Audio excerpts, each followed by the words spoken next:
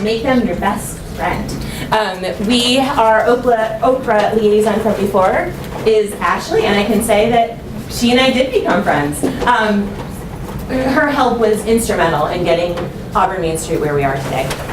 So I want, if you were on the planning committee for this event, for you to stand or wave, because I think some of you are standing. Standing and waving. So Teresa from the chamber, Tina, I don't see, she's our Visitors Bureau Director, Amber, Natalie, Auburn Mainstreet board members. We all put a hand in creating this day. I think that's going to be a really good, there's Tina, I was just talking about you, Tina. There's Tina with our Visitors Bureau. We all played a really important role in making this day happen. And I think that is going to be kind of the theme of today, is collaboration, working with others in your community. We all are from small communities, and so there are just too many ideas and too few people to make them happen without collaboration. So I would recommend really making sure that you get to know the people in your communities. The next thing I want to do is highlight Miss Natalie. Will you come up here? So Natalie is a Auburn Mainstreet Uber volunteer. And I also want to make sure that I point this out, that we'll probably do this several times today. Auburn Mainstreet is entirely volunteer run. So we, all of us work full-time jobs, we all have families and all of the other stuff that goes on. So this is just our passion. Natalie has put a ton of time in today. She was like, carried the bulk of the work. So thank you. Thank you. She's doing all of that while working full-time, and as you can see, she's creating the next generation of Auburn advocates. Volunteers. She's creating the new generation of volunteers as she's doing, so thank you. Thank you.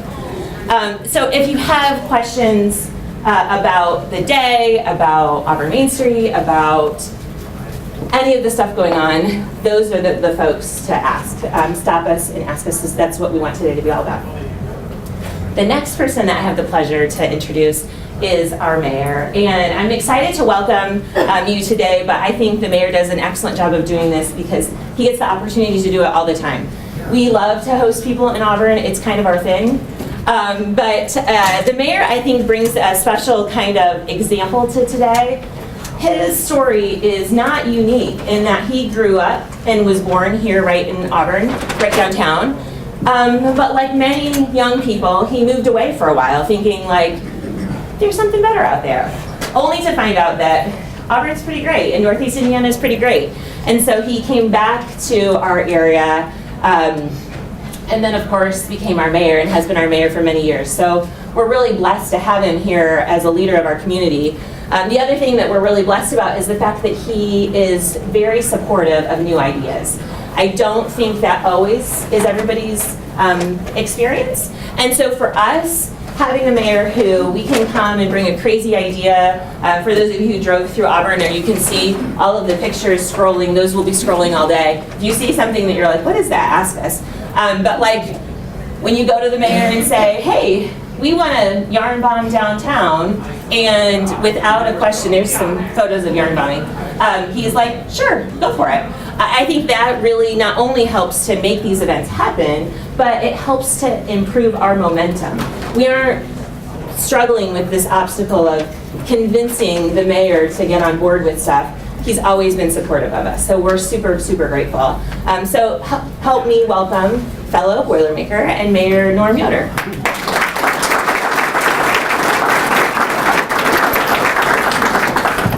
Thank you.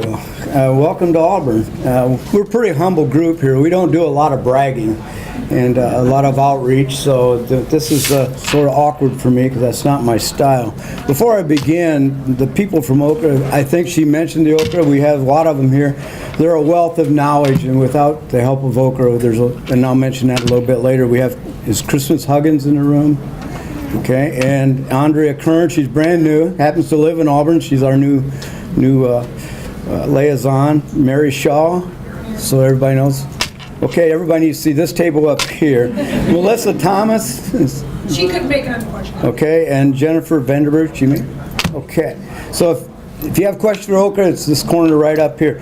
I'd like to take a special thank you to Ashley Fierendaki. She was our liaison for many years, and she helped with many projects, gave me many things, and just a public thank you very much. She's now the town manager of Leo, and find it's a little more challenging on that side of the fence than the OCRA side of the fence, because you really got to go solve those problems, and OCRA's only one tool, not all the tools.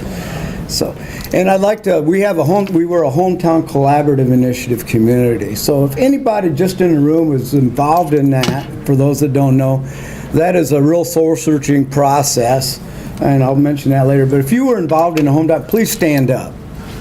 A lot of those people, we had Natalie and Sarah and Jeremiah, and a lot of people were involved, and thank you very much. That was a time commitment and a real soul-searching. And the last group I'd like to recognize is the Auburn Mainstreet and DABA. DABA is the Downtown Auburn Business Association, and that's been an organization that's been around for a long, long, long time, and Mainstreet sort of grew out of that, is under that, and then it's grew out of that. So if you're involved in Mainstreet or DABA or have been, please stand up again. A lot of the same people, we appreciate that.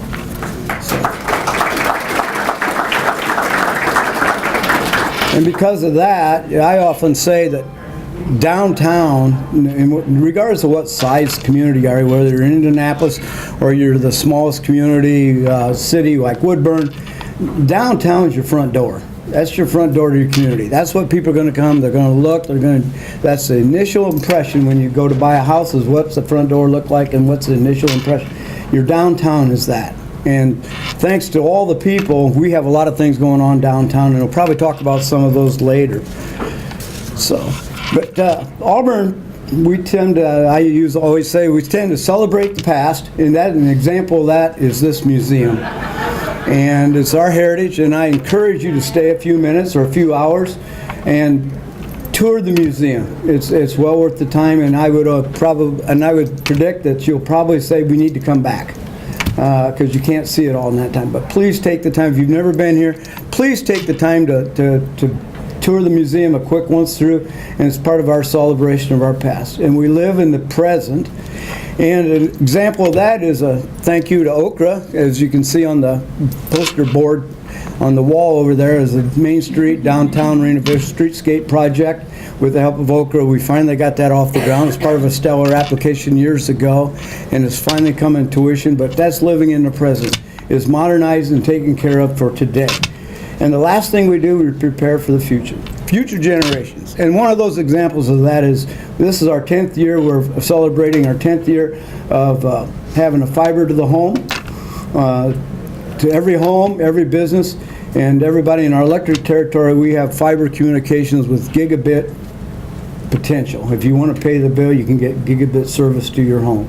And we're one of the smallest communities in the state that has that, and that's because we're preparing for the future. And I'm very blessed that our community does that and supported that. Some communities tried and failed, and ours has been very, very, very successful. But those things don't come without problems and challenges. And let me explain. You're going to hear the word collaborative a lot today. You've already heard it probably 3 times from Sarah. But you just don't jump to collaboration. I can honestly tell you that. It really starts, there's like a 4-pronged step to get there. And we're in every one of those steps at various degrees in various projects. And the first one is communication. And that's what we're here today about, is communicate and talk and network. And I encourage people, be frank. Don't be personal. Don't attack somebody. But if you've got a different idea, don't be afraid to state that. As Sarah said, when people come in, I think some of her ideas and some of the other ideas are just plain goofy. But I don't say that, except in public meetings. But the point being, you have a communication and listen. And if it does no harm, we go for it. But on the recipient side, when somebody tells you something, don't be offended by it. Have that communication. Get your counterpoint out in an adult way. Because without that, you can't move to the next step. And we run into this periodically as people to do things. You have to cooperate with other people, because a lot of things are going on. A lot of people are pulled in are in several organizations, then they got to cooperate to schedule meetings and so on and so forth, the same thing. The next step, and that's challenging also, cooperation and stuff, but without communication, you can't do that. Without knowing that person, being able to network and be honest with it. The next step is coordination, and that's really hard. Sometimes, I'll give you an example and hope I don't get into trouble. This is when we sort of work through. We have a First Friday, and this is the First Friday, and we have the ice sculptures downtown. And we have a First Friday event thanks to Mainstreet and Downtown Business Association. But we're also very blessed that we have an outdoor theater so in the summertime, and they have a free event at the same time. And so that coordination is in a process of evolving, but through communication and cooperation, I think we'll come to some sort of an answer.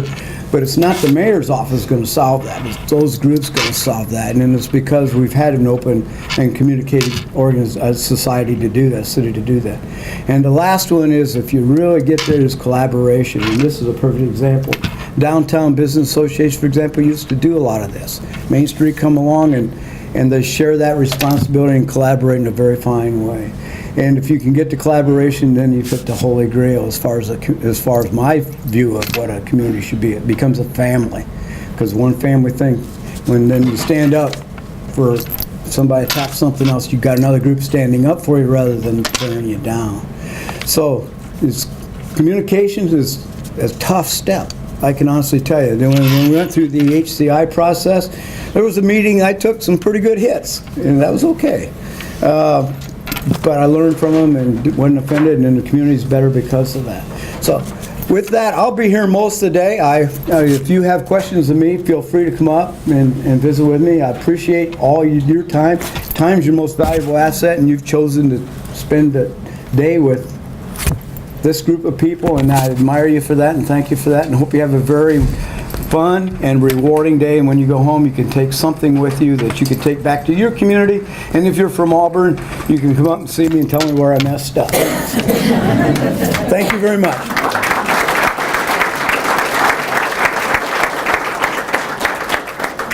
Yes, I didn't highlight that, but as we were going through the HCI process, part of it is, and Ashley actually warned us this when we decided to apply to become a hometown collaboration initiative community, was it's not always well received by your local officials and leaders, because sometimes you're kind of critical, of leadership in general, because one of the things that you're doing is exploring where you are now to see where you have room to grow. So, that can look like maybe we need to develop new pipeline of leaders, maybe we need to explore our quality of place initiatives, or maybe it's a more economic development focus. But as part of that exploration process, you take a very candid look at all of those areas, and sometimes that can be tough, so I give the mayor a lot of credit, because he was a really good sport and really involved through that whole process. So now I'm excited to invite the team from OCRA to come up. I'll let you guys introduce yourselves and explain your role, and they're going to highlight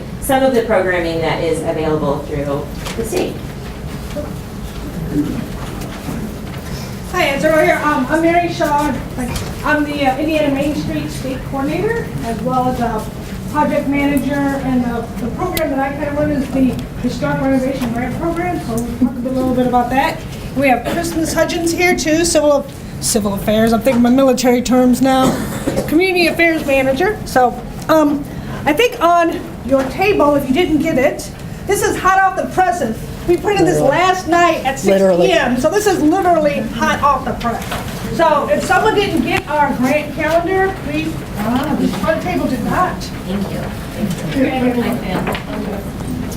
So if you're familiar with OCRA and their programs, and you're familiar with, getting this annual calendar, you'll see that there's a lot of changes this year from previous years. So we have new programs that we're going to be implementing, and then also maybe some older programs that we're implementing in a new way. So I don't know if many of you heard, January 31st, the Lieutenant Governor has announced our revamped and revised Stellar designation program. And Christmas, do you want to talk a little bit about that? I'm happy to talk a little bit about that. So we are excited about how Stellar's going. About this. So for those of you who have not received the press release and gotten these talking points already. So our Stellar Communities program is moving ahead to take a more regional approach. So instead of individual communities applying to become Stellar, now in order to apply, 2 or more communities will need to partner together to create a region. Now these regions should be those that are currently working together. They should plan to discuss how their communities are uniquely working together to capitalize and leverage complementary assets that they have regionally. They have to be willing to commit to a partnership for a period of at least 4 years. And any eligible community or unit of government can apply, but regional mentorship is something with past Stellar designees is something that is encouraged, and those communities are eligible to apply as well for this new regional program. Local units of government, that's a county, a city, an incorporated town, any HUD any non-HUD recognized entitlement community can participate in the program. So if you're eligible to apply for CDBG, you're eligible to apply for Stellar. That's the simplest formula that I can give for you. But adding that regional component continues efforts made by the state, spearheaded by the Lieutenant Governor's office, to emphasize collaboration between regions. And so we're very excited to be able to offer that along with IEDC Regional Cities program to incentivize those types of regional behaviors and regionalism in general. So cities are stronger, they're more competitive if they are able to rely and partner with one another in planning for the future, determining economic development investment, and improving quality of life for residents. So, And a new component for the Stellar program is, I see Beth here from Ball State University and Purdue University. They're going to provide some additional training and mentorship to those finalists that are going to be, Stellar finalists that are chosen, and also we can continue on that partnership with the Stellar designees for 2018. So we're really excited to have Ball State and Purdue on board to do this. So it's going to be a lot of data analysis, market analysis that they're going to provide to the communities as well. And if you notice on the calendar, we do have the dates that are coming up for Stellar. So on February 7th, we're going to have a training and informational video that's going to be available for anybody to view. It is not a live webinar. It's going to be a pre-recorded informational video. And then you can, if you have any questions after you watching the video, then you can send it to the stellar@over.in.gov. And I forgot to mention also, I do want to introduce Andrea Kern. I know Sarah mentioned her earlier, and Andrea is our new Northeast liaison. I wanted her to just give a little introduction. I'm Andrea Kern. I am excited to be joining OCRA. I'm from Auburn. I was born in Auburn.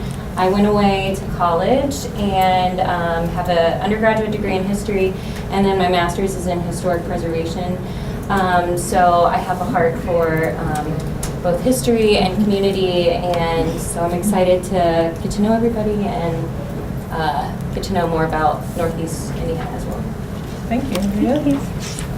And Jennifer Vandenberg's here. I know North Central liaison, so she kind of runs US 31 all day long. So if you have any questions on any community outside of US 31, Jennifer's your person. So, and then also back on the calendar, so you'll see some of the dates for the Stellar.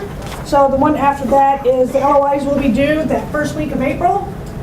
And these LOIs will be, it's not, it used to be called the SIP, Strategic Investment Plan, but now we're calling it the Regional Development Plan because it's going to include, one or two or more communities or counties. So it's, now if you hear Regional Development Plan, just think of SIP on steroids. yeah. Yeah. And then also a different component this year too for Stellar is previously we went and visited the communities, the finalists, but for this round of Stellar, they're actually going to come to Indianapolis and do presentations to the Stellar team. So that's a little different. Of course, yes. This is Vivian from Angola. Hi, Vivian Light, the Director of Economic Development Planning. Maria Davis, our downtown coordinator, was supposed to be here, but she has the flu and she didn't want to infect everybody. So, it's nice seeing a lot lot of familiar faces here, and I did want to tell you that in 2009 OCRA CDBG grant, we received $500,000 for our downtown, which gave us sidewalks, planters, curbing, new lighting in our downtown area. Plus, we received a T21 grant at that time as well. And since US 20 is a federal highway, we have to go by all their rules. So we were able to acquire some funding on that. And by around 2011, $2.8 million was secured. So for all of the downtown square improvements. In 2015, we were involved with Stellar Communities, which we received $5,000 and then additional funding from the community to help us with those projects. Out of, I believe, almost a dozen projects in that Stellar Community Plan, we completed about 7, but actually full 4 complete projects, and we're still working on that plan. So it was worth all the work, and I think Auburn knows what I'm talking about. Also, we were part of semifinalists for America's Best Communities, which isn't part of that, but it led us from our Stellar plan to apply for some other competition competitive awards. And then in 2017, we applied for Hometown Collaboration initiative that will end us with a grant of $10,000 and to put towards Pathway Project and continue Angola's revitalization efforts.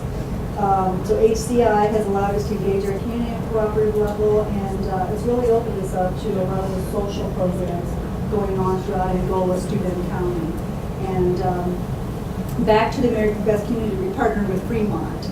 So there was about 3 communities out of 400 and some communities that competed in that, and we ended up in the top 15 finalists. So we're very happy with that. About $70,000 to $90,000 are able to allow us to put towards future certified tech park, and then also certified site in Fremont. So OCRA has been great.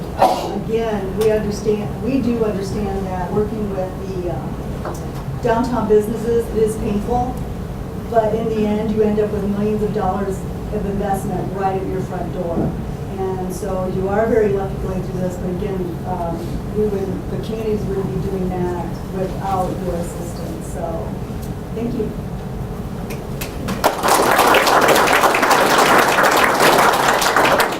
Decatur. Do you mind sharing? I'll try my best. Okay. Wiley couldn't make it today, so my name is Brian Clemens. I'm from Decatur. I'm brand new to Mainstreet, so I think this is kind of my initiation. Talk a little bit about this. So I don't have a lot of information. Max Miller's here also. He's on Mainstreet. He's also our local historian, if you will. But one of the projects we received a grant for is called Pedestrian Alley, and I've got cards up here. I don't know necessarily that I have enough for everybody, so if you'd like one of these cards, let me know and I'll pass it out. But I'm going to kind of read this verbatim since I am new. But the project is a pedestrian alley in downtown Decatur. It originated from Adams County Winning with Wellness. In 2014, the group completed an active living plan for the community, which included increasing walkability in the downtown. Their test, transforming an alley into a pedestrian alley during the 2015 Decatur Sculpture Tour unveiling. So if anybody knows Decatur, you know we're kind of big on sculptures there. Winning with Wellness decorated the alley with plants, student artwork, and seating. A few musicians even found their way to the alley and turned the evening into a dance party. The community was sold on that concept. And so Reflections, which I believe is what this sculpture is, that our local artist hung up there. It's on the side of a business in our downtown, a business called The Home Place. It's a home decor shop. The pedestrian alley where Reflections lives is between 1st and 2nd Streets. And then in 2017, Decatur City Council officially designated the alley as a pedestrian alley and installed removable barricades to keep vehicles out and pedestrians safe. The alley is a connector between downtown parking, shopping, and an events plaza that will debut in June 2018. Awesome. Thank you. Thank you.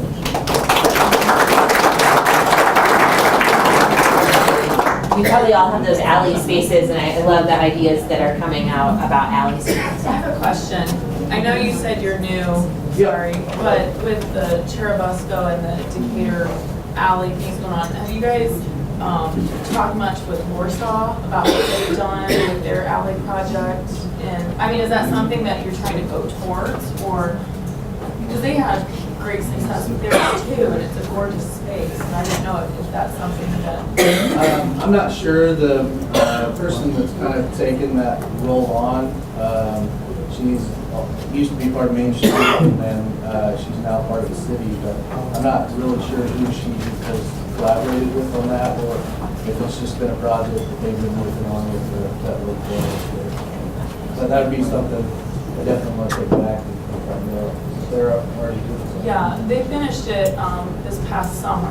They opened early fall, they opened it, and I think they've had great success in the community with it, a lot of events going on there. I just didn't know if that's kind of the angle you guys were going for, if it's staying more just like a pedestrian area, but with Cherubusco, it sounded like, sorry, I don't know where you went. It's kind of, oh, right here, kind of moving towards that with the meeting spaces and. Yeah, it's going to be walkway, have tables and benches, lighting. Yeah, and we have another space that we're working on right now. It's going to be, I think, more of an event center. It's going to kind of work along with this. It's going to be a pretty nice little space. I do want to say that the Warsaw Alley Activation Project was a creating places initiative, which is IHCDA crowdfunding placemaking program. I do believe that is still open for crowdfunding placemaking programs. We just want to tout, IHCDA and whatever. And a lot of our communities are doing a lot of alley activation. We discussed in previous exchanges where they network. Talk about calling the alley activation project. I know we've been to Kokomo. They have a great alley activation project. And New Albany, we're going to be going down there for an exchange in the fall, and I'm sure we're going to talk about their alley activation projects as well. Well, and I know Warsaw had great success with the crowdfunding too. Just everyone in the community came together, and whether it was $1, $5, or however much, because they have to help match so many funds in order to get the Right, grant. you have to match it within 60 days. Yeah. So there's still some funding available for these places, so be sure to check out the IHCDA Clean Places website. Mary, Yes. if you just touch base on the difference between the OCRA Mainstreet program and then the federal, the national Mainstreet program, so will the audience probably know the difference between the two, and that they don't necessarily spoiling, that you are encouraging Mainstreet to become part of the national Mainstreet program? Okay, so here in Indiana, we have 130 Main Street communities. 132 now, so we actually awarded just 2 more. So we actually have the largest state Main Street program. No other state has 132 communities. But in those communities, we have 17 that are nationally accredited. Nationally accredited means they meet a higher standard than some other Main Streets. And if your community is interested in being a nationally accredited community, there are certain thresholds you have to meet.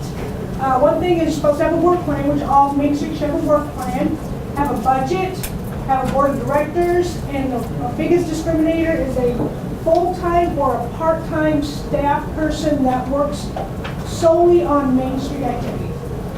So if your community underneath 5,000 population, they will allow you to have a part-time staff person at 20 hours. But if your population is 5,000 or over, it must be a full-time staff person that is either funded through whatever 501c3 your Main Street is. A lot of our Main Streets actually have it as a line item budget in their city. They pay the Main Street director. I think we have some community foundations on Main Street that are paid through the community foundation. So that is the biggest discriminator right now to become nationally accredited. And also you have to be a member of the National Main Street Organization. I think that's about $450 a year to be a member. This year, I know the assessments are actually due today, so no one's taken their assessment yet or even started it. Uh-oh. Really? But- Can't be done in a day. Yeah, I know I got Kickers, I know I got Auburn's, Chair Busco's I got, Angolas, I think almost everybody that's here turned it in, so I didn't like call you out on it, I know that. So you have to provide your assessment statistics every year as well to be nationally accredited. And this year we're doing it a little differently, so we're going to start doing on-site assessments. So anyone who's nationally accredited, they're going to get assessed every year. But those that are just Indiana Main Street designated, they're going to be assessed every 3 years. So we're going to like come to your community and you're going to show it off for us. And we want to make sure that you are hitting these thresholds. Not only for national accreditation, just as a Main Street. Making sure that your work plan is working for you, your budget is adequate for operating your organization, your board of directors is following the bylaws that you guys have approved. So that schedule is going to be coming out the next month or so. So those lucky first 36 Indiana Main Street non-accredited is going to get an email from me saying we're going to come to your town this year. So any questions on that? Is that what you were asking about? Hopefully? Yeah. Okay. Mary is speaking my love language. How many people have a person dedicated to your Main Street, an employee, paid employee? So we don't have to be jealous of anyone. Yeah. We don't either. But it is a goal for us. I think, one of the things that, of course, the national accreditation would be amazing, but for us, it's all about logistics too, right? Like we all understand what it is to run a Main Street and to do it through an entirely volunteer staff is And it's amazing that, 113 of you guys are all volunteer organizations and all the great things you're doing. I mean, having that staff person can help you organize that stuff. But so great, everything you're doing. When I sent in last year's statistics, and that we had our return on investment of $285 million for our Main Streets. I mean, National Main Street actually called me and said, your numbers right? I go, yes. So as of today, when I looked at our numbers for all the stuff I got in so far, we're already at that mark. And I haven't even received all of these statistics from our Main Street. So you guys are doing awesome work on it. Thank you. And then the last community that we haven't heard from is Alby. Would you guys mind sharing some of the projects that you have? Yeah, are you guys hearing better when they come up here? Yeah, so please come up. Sorry. Would they say speaking in front of crowds, more people are more scared of that than death? So, so thank you for everyone who is doing this for us. My name is Steve Hook. I'm with the STAR team in Albion, that's Super Town of Albion Revitalization. Probably should have started in the team. We won 2 grants, both last year, so we're kind of trying to do 2 things at one time. The first one was the QUIP, so it's a quick impact place-based grant, and that was a $5,000 grant, and then you had to match that with an additional $5,000. And there's 3 things that we're doing with that project. We have 4 bike racks that we bought. We're going to put that around the courthouse square in Albion to try to encourage people to come downtown and have a place to park their bikes. And we're just, I think it's 2.5 or 3 miles away from Channel Lake State Park, which has over, how many people visit that park a year? 200-some thousand people, so it's a great asset, and we want them to be encouraged to come downtown. The other thing we're doing is we're in the process of working through some plans with a local construction company, and we're going to put a life-size chess checkerboard.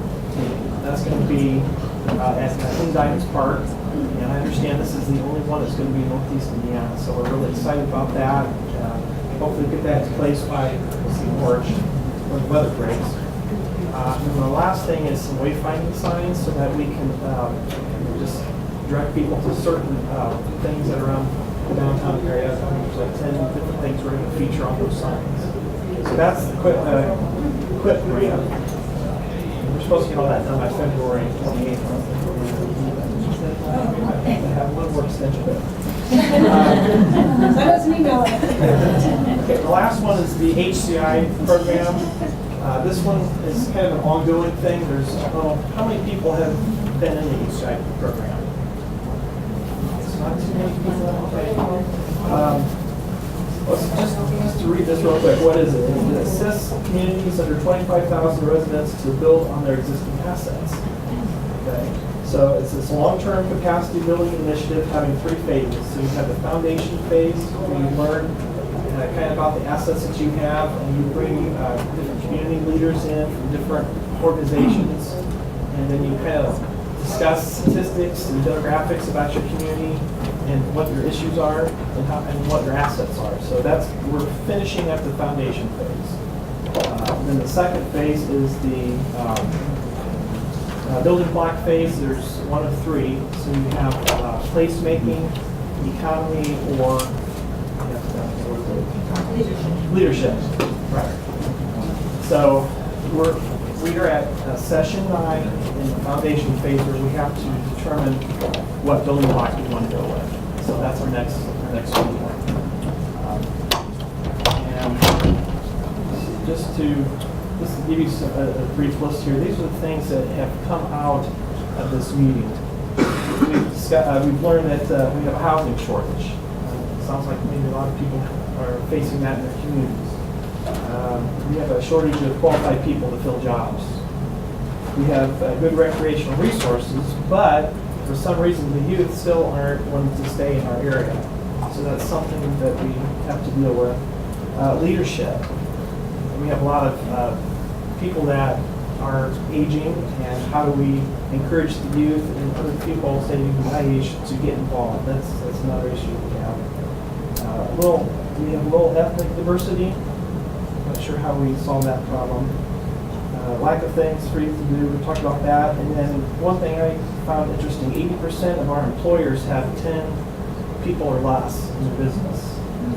So we want to encourage small development for entrepreneurs in that. And then the last thing: people are not aware of some of the resources and opportunities that we have in the community. So how do we go about doing that? So this last meeting session, I will be interesting to see what we do to come together and figure out what building block we're going to do with it.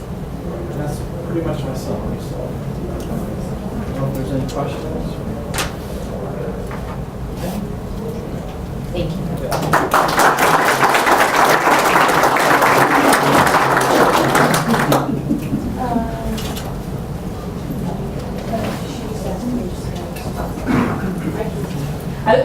My question that I asked Oprah, because I didn't know the answer, was, is HCI still a program that they're going forward with?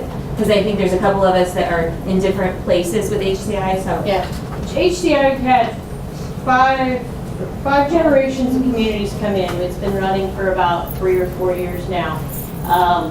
When it was established with a finite number of communities to be served, and then it would be evaluated. We take an approach that we actually encourage all of you to take, and that is to evaluate and improve. And so HCI in its current form is in the process of being evaluated right now, and taking the lessons that we can from the communities that are finishing up and still engaged in the process, so that what I expect and what we expect is that we will continue with capacity building technical assistance programs, but it probably won't be called HCI, and it will probably look different. So as you look for opportunities, if this is something that you think you would value, we need to know that. If there's specific aspects of it that sounded like, oh my gosh, we need that, we need to know that very specific feedback. And so as you sit here and absorb all of that, make some notes. Again, I'm putting myself under the bus this time. Talk to your CL. Two of us are here today, but make a note, shoot us an email, let us know, hey, we really, really like that piece, or we really need this, or if it's, we didn't hear about this, but this is a need we have, and could you design around that? I can't promise we will respond and feed that, but we want, if we can't serve your needs if you don't tell us you have them. So, does that answer it? And I will say, Auburn's an HCI community as well. We're at you're a generation 3? You were two? So we are nearing the end of the process. We think there's no end in Auburn because we're probably going to continue our HCI, our group, but I am talking a little bit later about promotions, and I think the HCI process was a big catalyst for us for promotion. So I'll talk more about it. I hadn't planned to, but I'm glad to. Talk a little bit more about what we saw from HCI, and then that way, if this is a program that we feel like we need to provide feedback that other communities would benefit from, we can do that later. And I saw that. This is really a question for Jennifer. So HCI has been great for us. You know, we've been able to build our capacity. We're collaborating with our neighbors, our township trustees, and our unincorporated communities. We thought, hey, Stellar sounds pretty good, right? You know, with this recent change where we have to do, you know, we have to collaborate with communities nearby, I haven't seen anything that says like unincorporated communities are included or township trustees.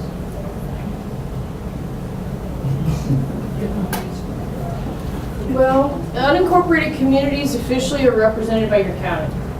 And if you're actually, as a CL, as a practitioner of technical assistance, if you're in a situation where you're looking at Town of Albion, this, and a couple other incorporated communities in your area, unless you are going to ignore the spaces in between, there's a lot of logic to getting your county involved. And as, I'm trying to think, we don't have any stellar communities here, designees here. We have some finalists. It is not uncommon, if you go back and look at other stellar designees and finalists, that they made a big effort to engage their counties as partners anyway. I worked with Clover last year, for example, and that was a huge piece of their plan, was including their county as a financial partner in what they were doing in the town. And so when it comes to the unincorporated communities, there's the formal leadership of a community, which is your elected officials, and that's your county. But there's also the aspect of engaging with those nonprofits, those community organizations that are such a big part of making a community a community. And so for your unincorporated towns, there is some sort of glue, and you need to find those glue organizations, because that's who's going to help you bring that part of the puzzle to the plan. Does that make sense? Yes, ma'am. Our HCI area is our school corporation. Right. And Wolf Lake unincorporated, the other unincorporated community, or the other community is unincorporated. So it makes sense for us to think about that rather than going to another town, because our people are already working together on other things. Right.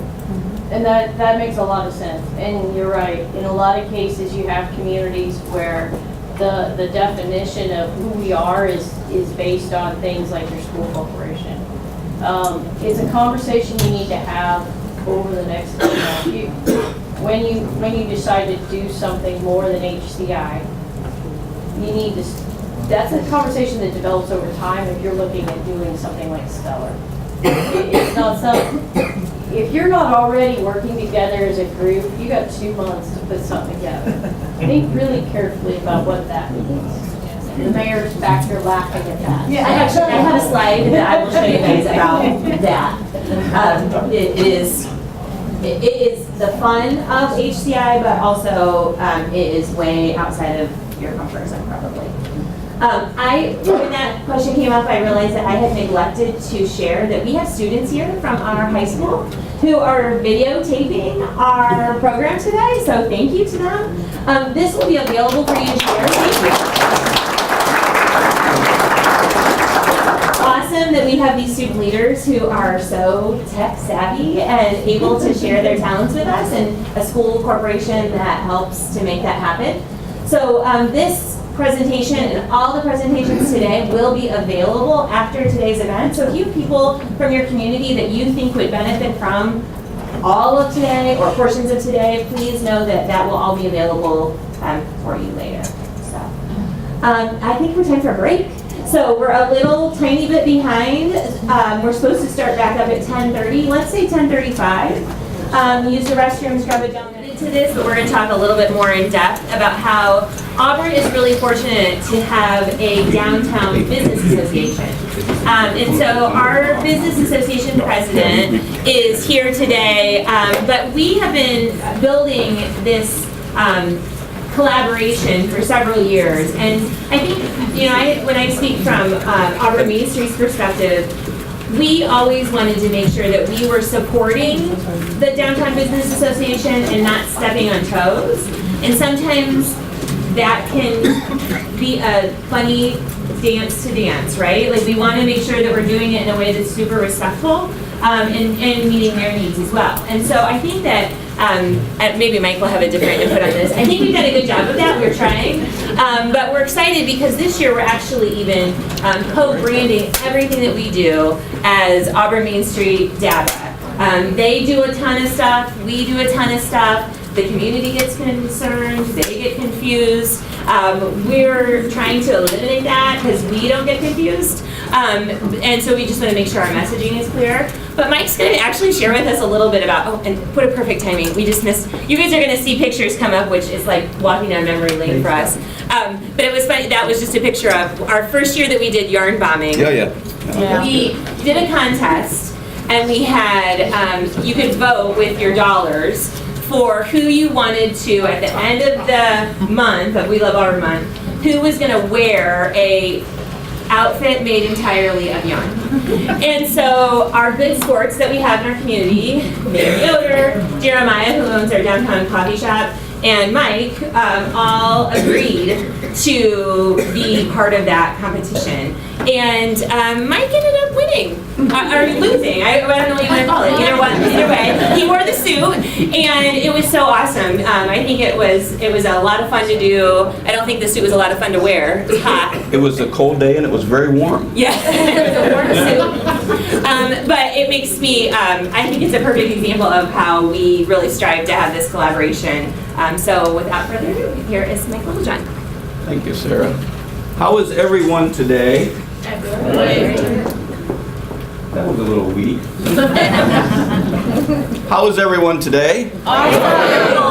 It's amazing. Well, as Sarah said, I'm Mike Littlejohn. I am the owner of Carvall Jewelers in beautiful, historic downtown Auburn, Indiana. And I have been the president of DABA, the Downtown Auburn Business Association, for the last 17 years.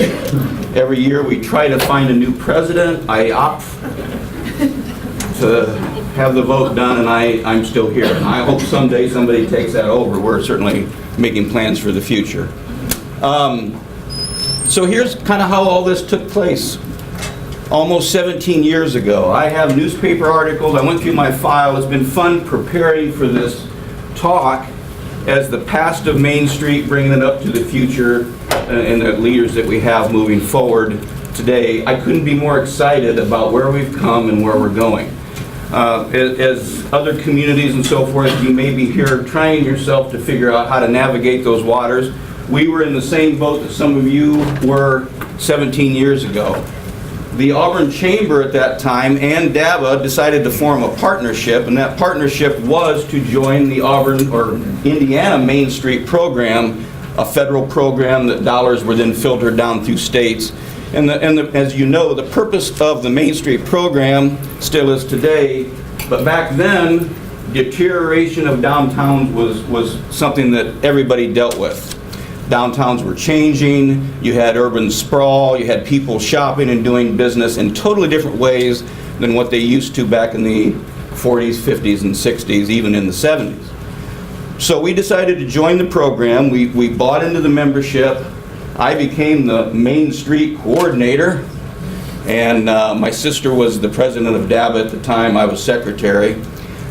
She informed me shortly thereafter that she was going to leave DABA, sell her business, and start a family, and she ended up doing that for many years.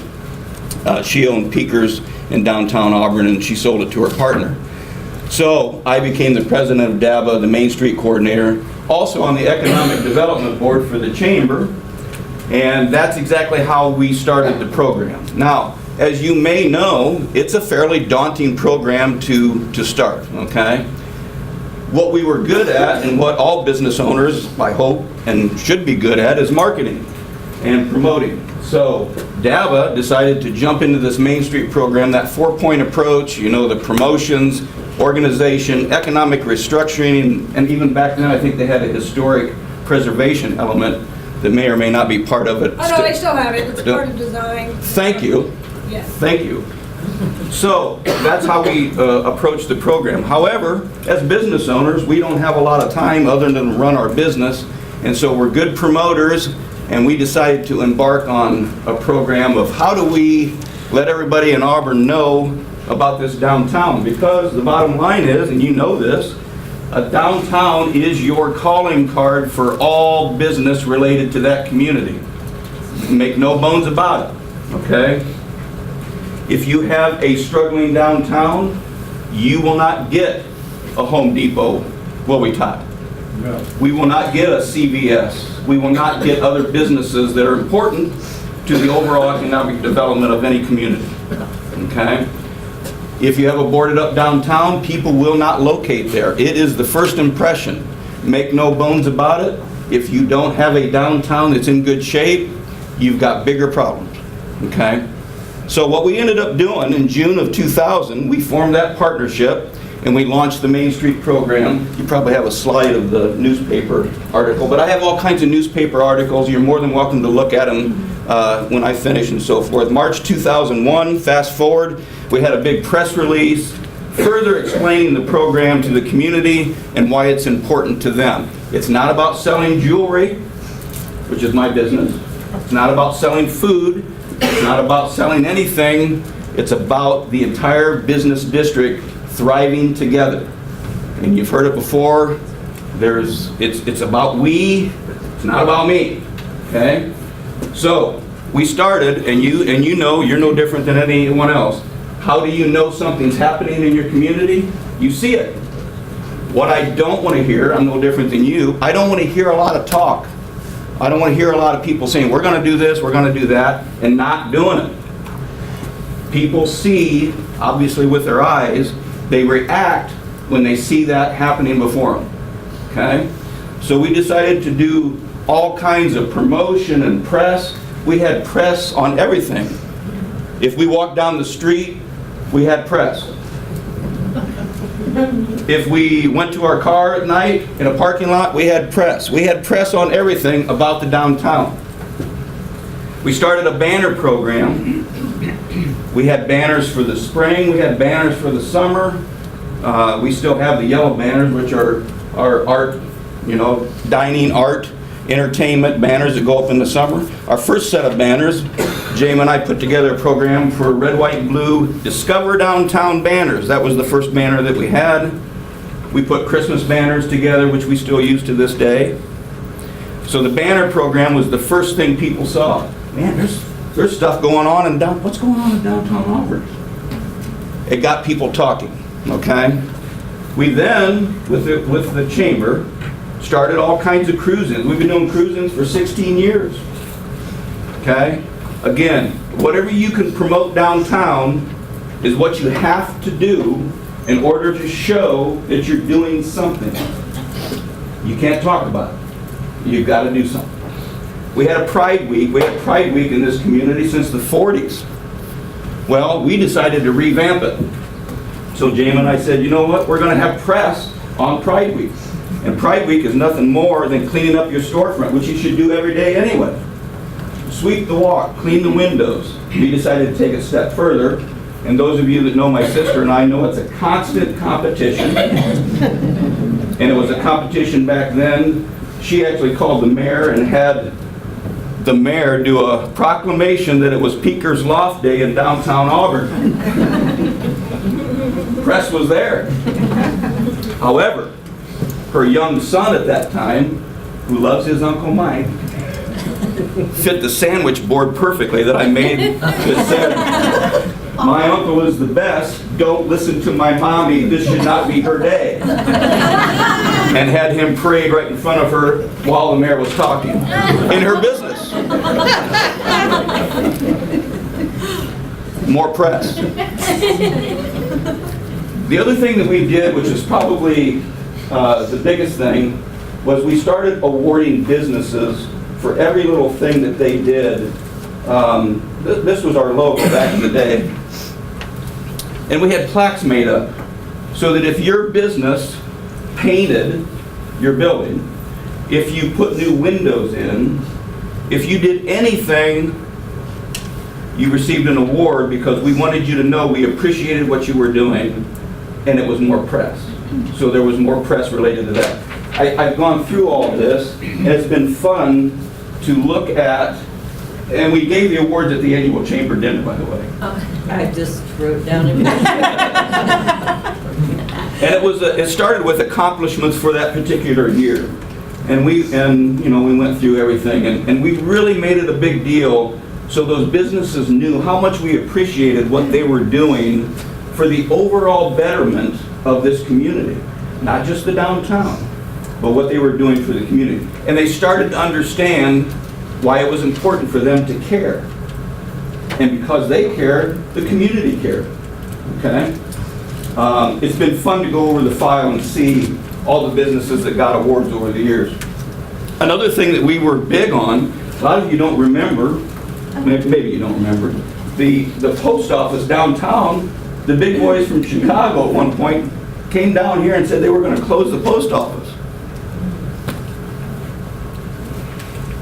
The bottom line is the post office is a networking place. People go to the post office to get their mail, but they go to talk, they go to network, and it's a beautiful building that was built under FDR. I mean, it is a huge asset to our community. They were going to close it. So we got a group together and we went to City Council chambers, made a presentation that we actually rehearsed for several days. My sister was pregnant with her second child at the time. We got word that the TV crews were coming into the post office to talk to individuals. She was an individual that day.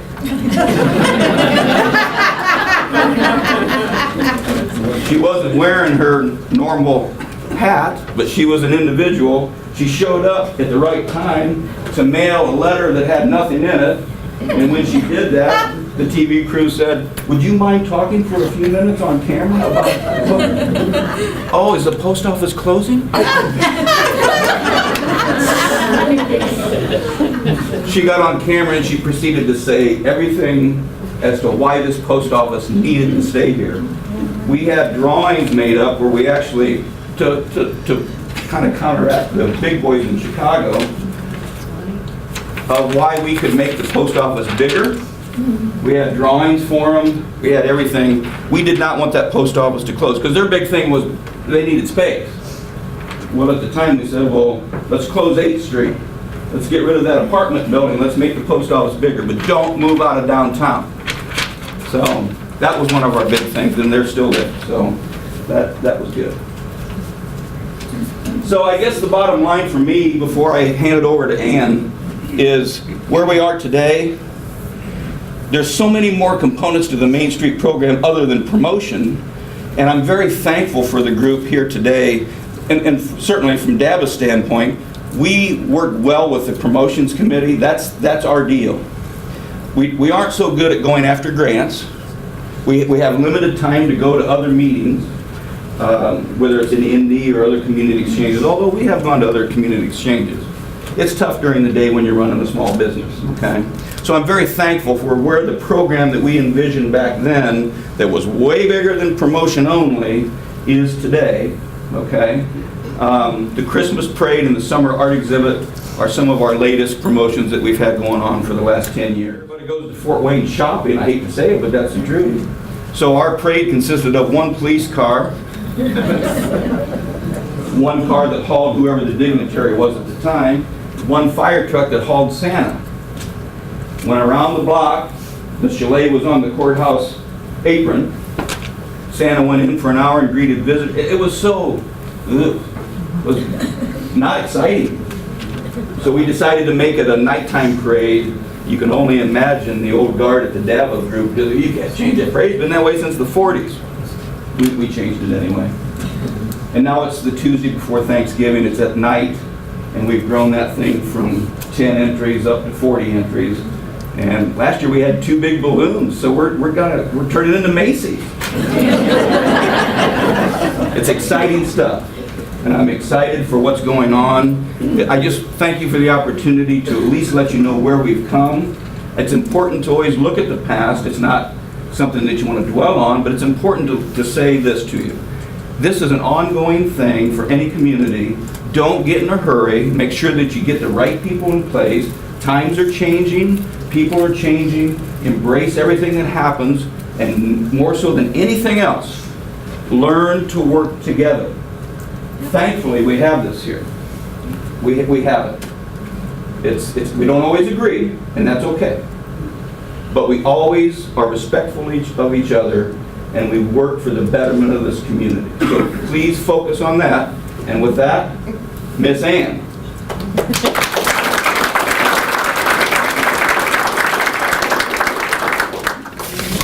Thanks, Mike. I hope you all plan to come on the tour later today if you can make it. You will get a chance to see Mike again, so at his business and on the tour. So I hope you can all plan to make it this afternoon. I'm Ann Fincham. I'm with ADAC Incorporated, and now we're also known as Auburn Mainstreet. And our start really was in 2011 when our community went after the OCRA Stellar Grant program, and our community was named as one of the finalists. And this is a really big deal because this means that, you know, we're given the opportunity to put a plan together for Auburn. And that plan went on to be adopted by the city. It spelled out a vision for our community and who was responsible to work together in accomplishing both short and long-term goals, and that were listed out in that plan. And it called for the formation of a group that would eventually take on the full 4-point approach responsibility with Mainstreet. And this is when our group, ADAC Incorporated, was formed. And it called for us to work collaboratively with DABA.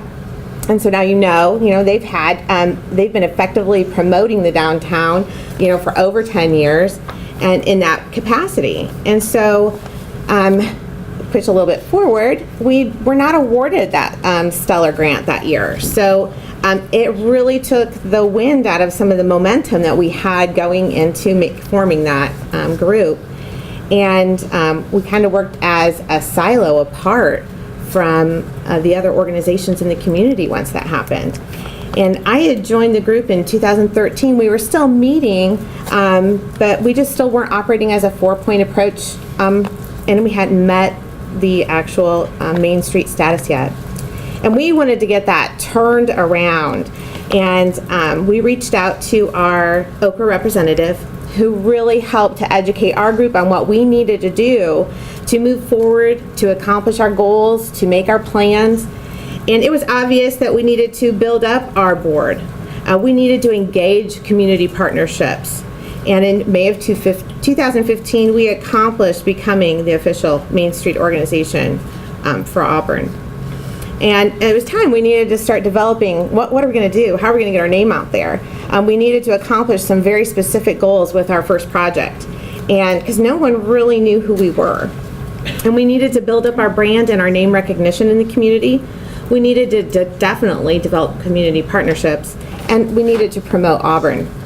And so we didn't have really any money. We had limited resources, and we had a virtually non-existent budget. And it was dead of winter, and we said, hey, let's do yarn bombing. It's something that's whimsical. It could get our name out there. And so we decided to do that project. And it didn't require a lot of funding, and it wasn't intended to be a big fundraiser. But it did allow us to promote our name and our new logo. It allowed us to work with our community and sit down and talk to people about who we were, who we are, what we plan to do, and to really start working collaboratively for the first time with the Chamber, the Visitors Bureau, DABA, the city, the Community Foundation, and the James Foundation. And now this event's grown beyond. It's now We Love Auburn Month. And nearby communities got on board. I think we had different communities who participated in it, Hamilton, Angola, Waterloo, and they all did the yarn bombing phenomenon. for a while. So it was just a really great benefit that we saw that our group could be a catalyst to bring together various groups, including local government. And by working together, we had a clear understanding of other organizations, and we could build off of each other's strengths, and we all benefit from that. Collaboration is a source of building and promotion and volunteerism, education, and understanding. And some of the outcomes have been just working collaboratively. A representative from the city sits on our board. We have a board member who sits on the Downtown Review Committee. You know, one of our ADAC committee members is now on the Tourism Bureau board, and we're actively involved in DAVA meetings. So it's just it's been a real asset. It's improved the way we communicate and the way we make decisions, how we get our information, how we work together, and it's all an investment in our future to help improve our place and how, where we live and where we work moving forward. So we were ready for our next project. We were ready to take a big step. We wanted to do something that could move us in the right direction and something that would make a statement. And we wanted to build more community involvement, and we actually wanted to attempt to complete that large streetscape project that was named in our 2011 project to renovate 6th and Main Street. And we were at an OCRA community exchange, much like this was in Noblesville. Sarah was with me. And we saw two programs that were offered by OCRA that just jumped out to us. And they were the HCI, the Hometown Collaborative Initiative, and MSRP, the Main Street Revitalization Program. And we were really excited about going after those projects. So our first step was to go visit our mayor and make sure he was on board with it. And he was really excited about HCI right from the start. The credibility that both Purdue University and Ball State University offer was just such a valuable resource. That was an immediate yes. It took a little bit, but soon after we were given the nod to go after MSRP. And so we were really excited to be selected by OCRA to be involved in both of those programs. And we were really committed. We had a group, we evolved our board, we were super ready to get moving. And the participation from all of our community members has just been outstanding. The local newspaper followed us, so more press, through that whole process, and helped to bring our community together. And what HCI really does is helps you to work on, talk about what our community wants to be collaboratively. And we look at our strengths, our weaknesses, where we need to improve. And our HCI community survey results that we had received were a really good sampling from our community for input. We had about 1,000 respondents from that, and our community forum was attended by about 200 people. And it helped to helped let us know what was important to our community, what could be improved, and how this all impacts our future. Many potential projects came to light during the process of HCI and opened the door for opportunities in the future to get involved and transform our community. The capstone project that we had came up with from our HCI will focus on local foods. And we had our food summit. I think it's you might see that come up there. This summer we had our food summit. Was very well attended. We had it at our DeKalb County Fairgrounds. And this project is still underway towards completion, but it's not finished yet. The MSRP Streetscape project is currently underway, and it'll hopefully be completed this summer. We're very excited about being able to reveal a finished product to our community, and this project will be impactful, visually beautiful, and a real improvement to our downtown businesses once it's completed. The streetscape design that was come up with this when we developed 6th and Main Street design, it'll be adopted throughout the city as restructuring or replacement happens to replace the sidewalks. They'll be implementing that design. We're also working to update our 2011 community plan.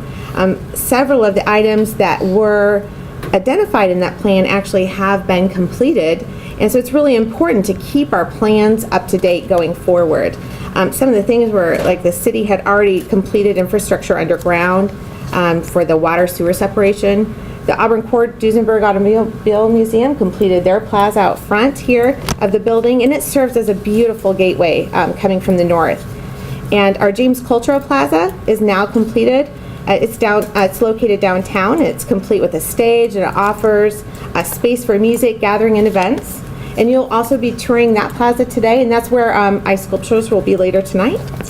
And that's pretty much what I have. I'm turning this over next to Sarah to go over our promotions. She's our president currently, and she was our recent chair for the promotions committee. So, but did you have any questions for either Mike or I about getting started, or? How do you start the process of getting your DABA and your Mainstreet to work together and communicate and collaborate? You force them. No.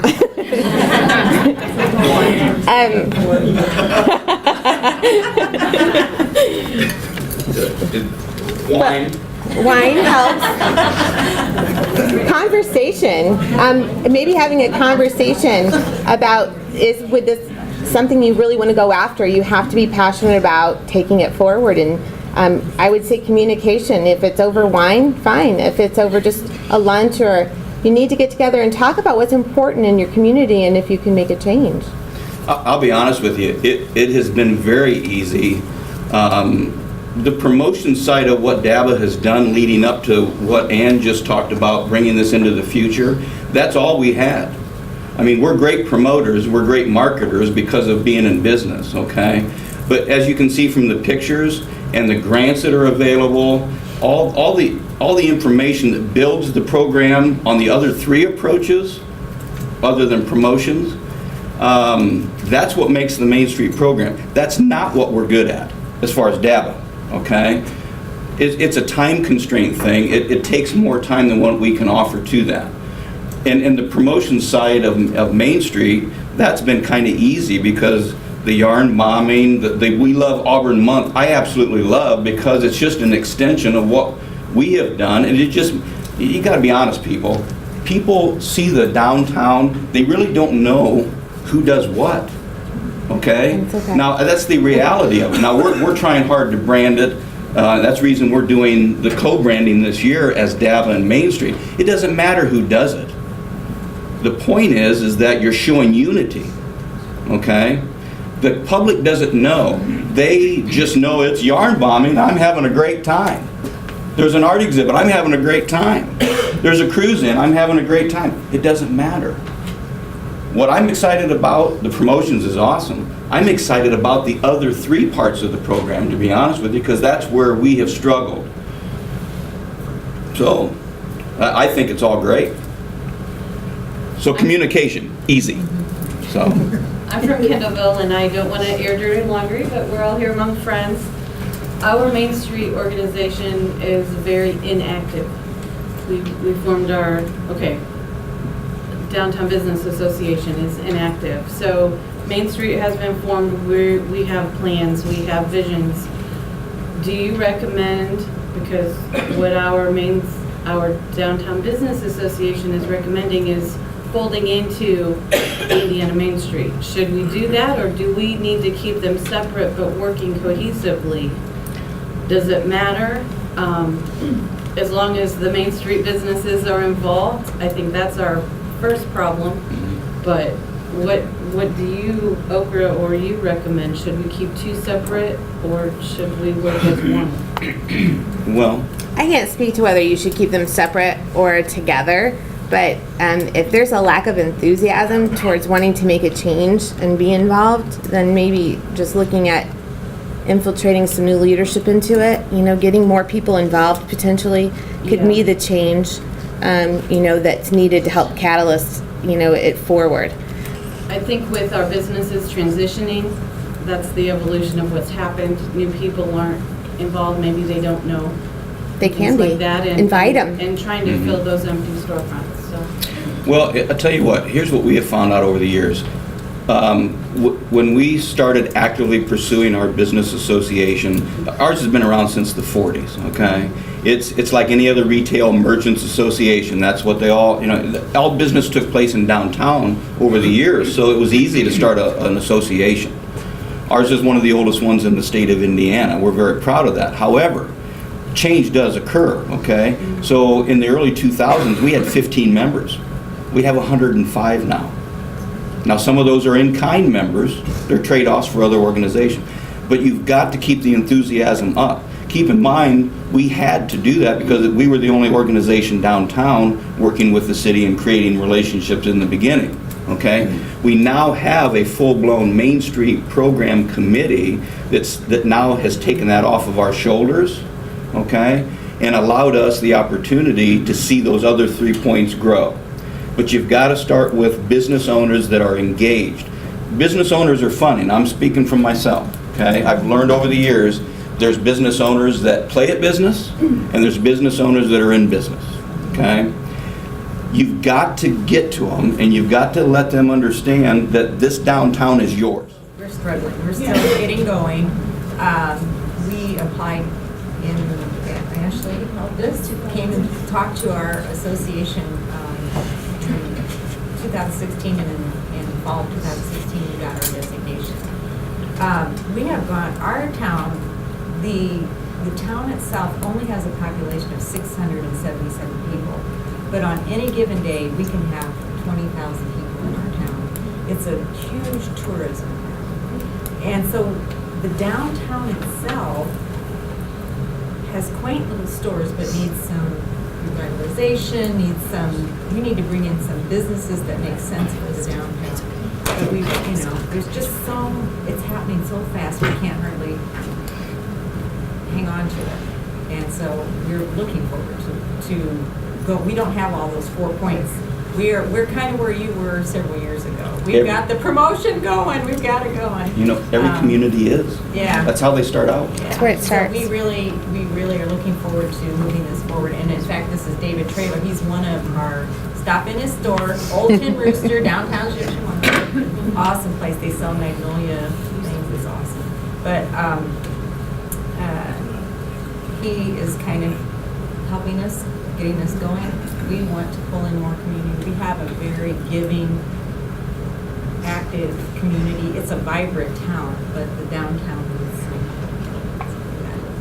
I think we struggle to some extent, like Kendallville, we struggle with the retail groups wanting to be on the same page and looking at it as we are one community. I'm not just a store. It takes everybody there to bring people in, and then you have the opportunity to make business. Absolutely. I couldn't agree more. We struggle with it. We still struggle with it, okay? We've got business owners that don't come to a meeting, okay? Now, they're good about paying their dues, and that's all well and good, because our dues money basically takes care of our flowers downtown. It takes care of things that happen downtown, which they should help with, okay? But as far as being engaged, you're going to struggle with that, okay? I see, like, Amber here, okay? Amber is one of, and Renee and Denise's, which I don't know where she went. Is it Denise? She had to leave. Okay. These are fairly new businesses, and they're here. It's an ongoing process, okay? But we engage, we ask, we get people involved because it is important. You're always going to struggle with some people that don't get it. It's all about me. I'm not going to, but I could name 10 of them right now.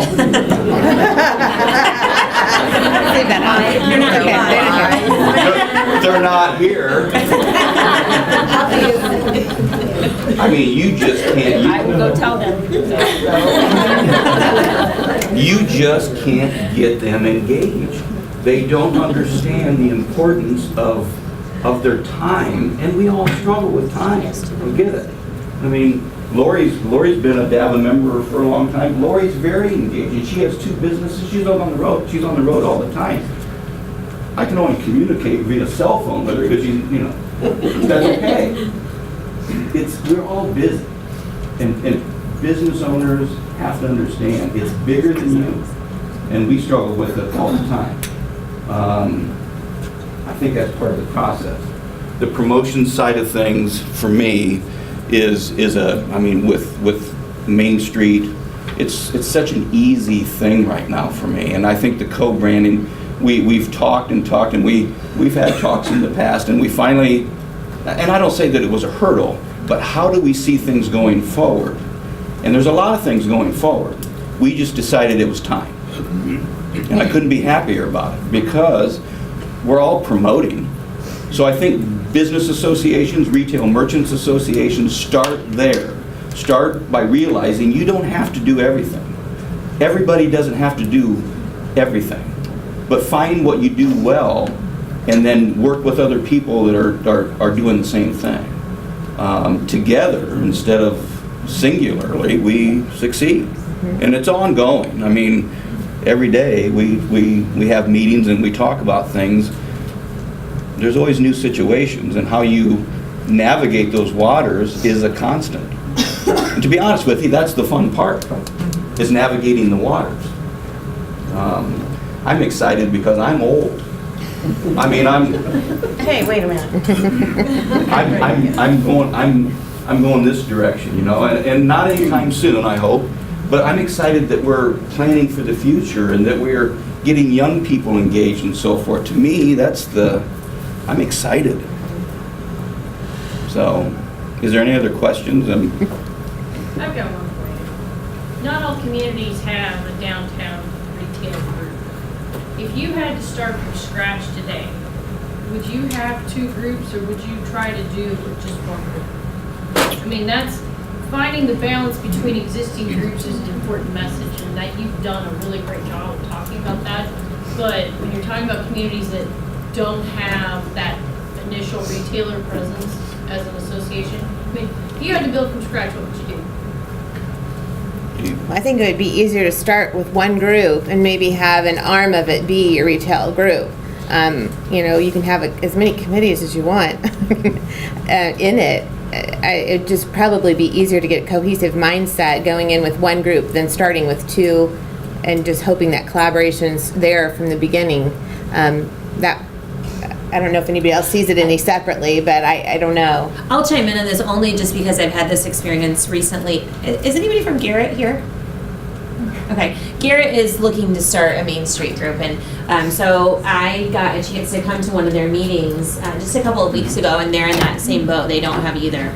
And one of the things that I encouraged them with was, you know, when I came on to Auburn Mainstreet, part of that collaboration with Mike was to say, if we're doing everything right with promotions, we want to be so busy in our downtown that Mike has no time at all to worry about promotions, that he's too busy running his business selling jewelry to worry about an ice sculpture. And so that's where I think that you get that business community member partnership happening. Because I think initially your businesses might think like, wait a minute, this is our domain, what are you doing here? But if they recognize that if you're coming to it from the right place and that your intentions are that we're going to create this vibrant downtown that is so vibrant, you're not going to be able to keep up with it. I think it shifts the conversation. But that's the conversation that they're having right now too. And Teresa went too. Our day jobs are we work for county organizations, so we get involved with lots of things. But we went and representing our other organizations. Well, Teresa's with the chamber, our county's chamber. And it was interesting because everybody in that room was a building or business owner in downtown. And they did not invite anybody from the community. And we were like, oh, this isn't gonna go good. Like, we kind of sat back and said, you've got to include your community. Otherwise, if it works, you're going to create your own problems. So it would be my advice if you're brand new. Sarah, can I throw something in? Yeah. It's worked because the promotions committee for ADAC for Auburn Mainstreet used to be all business owners and Sarah. Yeah. None of us have time to do it anymore, so now she's had to go create a whole new promotions committee because it worked. Yeah. And if I might add one last point to that, we had promotions in place. However, new promotions came on board, so it accomplished exactly what Sarah said, which we are so busy now that not one group can do that. So the promotions, I mean, that's why we decided to brand them together. You see the logos from the January 1st, logo, all the logos are there. And I don't know what the future holds, but what I do know is this. There's something going on in this community all the time, and there's not just 1 or 2 people that can handle it, okay? So I don't care whether people look at it from the outside as it's one big promotions committee, which it is. We're all, the goal is the same. As far as the Retail Merchants Association, I don't know what the future holds for that. okay? It's an old organization. We do other things. I mean, we have education things, we give scholarships. There's other things that we do besides just promotions. But who knows, okay? But we've decided to brand them together at this point. We're going to move the program forward, and we're just going to keep talking. And we'll just keep doing it. Keep doing it. Because so far it's worked, okay? And as far as the ice sculptures, it's a great thing. I'm excited for tonight, although I got to get a winner. I know. Layered. Yeah. I'm gonna chime in just for a second, only because so I run the visitor bureau here in the county, and I've also run it in Huntington County, and so I've interacted with a lot of smaller towns and chambers and different entities. And one of the things that I think is most important is that you have a Sarah or a Mike or somebody, and if you're sitting in this room, maybe it's you. You have to be the person that says, you know what, we need this, and we're gonna make it happen. And so you need to go to any organization that is there, that is willing to start to pull those things together, like a chamber. And you say, you know what, hey chamber, we need this, and we need to make it happen. Let's work together. And just snowball it from there. Big changes happen with the smallest of groups. And so I just want to kind of reiterate that. You know, one of the examples I always use is the town of Warren, and there's a couple of people here from the town of Warren. Town of Warren is very small. What's the population there? I mean, Less than 1,200. yes, less than 1,200 people. They have a ginormous chamber meeting every month. And it is not just the business owners, like the downtown shops. It is everybody. It's the banks, it's funeral home, it's the utilities folks, and it's the Boys and Girls Club. And they sit there and they have 50 people at the table at this small community, and they make decisions and they make things happen. But that didn't happen overnight, and it started from a small group of people who were very dedicated. So just get that group together. It doesn't matter what umbrella it's under. Just see your eye on the prize. Get those people together, get the people talking, put it into a form at some point, even if it's already the chamber that's already established. Just get it going and figure it out later. Then when it makes sense to say, you know what, we need a Main Street and we need a business group. That's great. But don't let those little things stand in your way. If you see that something needs done, Natalie Spain, wherever you are in here, she's one of those people that's making things happen in Whitley County. She called me when I was in Huntington, and she said, you know what, we need to start a visitor bureau in our community. And they just started doing stuff. They didn't even have funding for it, which is unheard of. And they just started doing things, and now they have all kinds of things going on. They have their First Fridays going on. They did a business plan contest that they mirrored off of something that we did in our county. So again, just do it. And that's all I'm gonna say. Steve. Any other questions? Awesome. Okay. Thank you. Thank you, Mike. Thank you.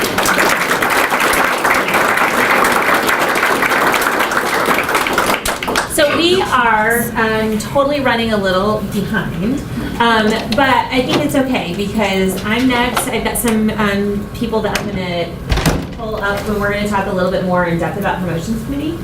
And before we do that, I'm going to actually take one of the lessons that we learned from Mike, and I think the mayor hit the nail on the head when he talked this morning about how part of Auburn's strengths is really appreciating our history and using those things to move to the future. So I'm going to pick on the mayor. He is proudly going to proclaim February as We Love Auburn Month. Again, it goes back to Mike's point. Find a thing to celebrate. We just made up We Love Auburn Month. We made up the yarn bombing. We stole the yarn bombing idea from somebody else.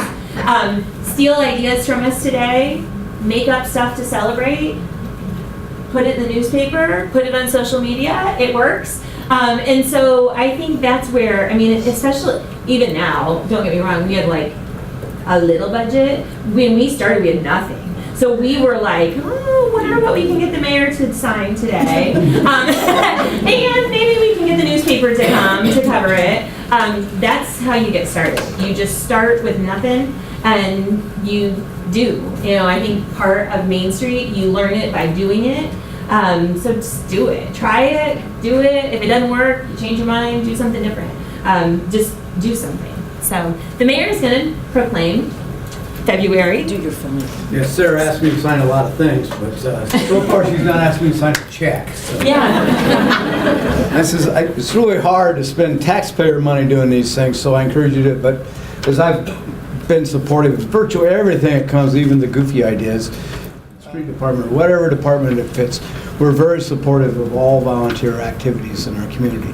And I think that helps fosters that. So I encourage you, as you start Main Street, contact your elected officials and don't ask them for money, because they're gonna, that's a tough task. But there's a lot of other things they can do. And one of those things is to get recognition and to celebrate. And we don't do enough of that as a community. I've said that before. Is to write proclamations, declare things. And as mayor, I get the opportunity to do that. So this month, this is Auburn Love Month. February is Valentine's Day, and we love our spouses, and we love a lot of things, but we love our community also.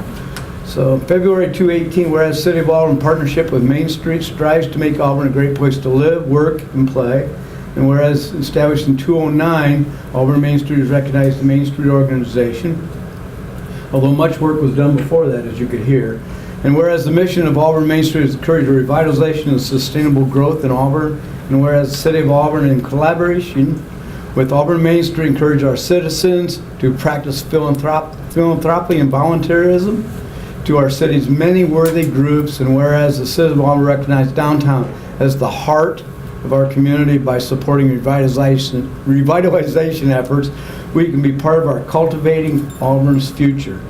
Now I therefore, Norm Yoder, pronounce and declare Auburn, February, We Love Auburn Month. So congratulations. And again, thank you for all you do. Thank you. So as you can see, it's easy as that. Mayor will implement anything, right? No. So now I'm going to do a quick presentation on, and Amber, will you help me switch that over? On promotions committee. But before I start, I wanted to just highlight briefly HCI and what that is. Because again, I think there's maybe this, we'll start because we're short on time. How many people do not know what HCI is? There's just a small handful. So maybe I won't spend much time on it, but then if you are interested or you think it's something that would work for your community, talk to the team from OCRA or any of us. We'll have a very engaging lunch conversation, I imagine, because we're all going to have a lot to talk about. But basically, and you know what, maybe I'll just put, because I do have a slide in here that's HCI specific, but essentially what HCI is, it's a program through the state that we learned about at a community exchange, and it fosters some conversation in your community that you might not otherwise have, because it forces you to reach out to a diverse group of people in your community.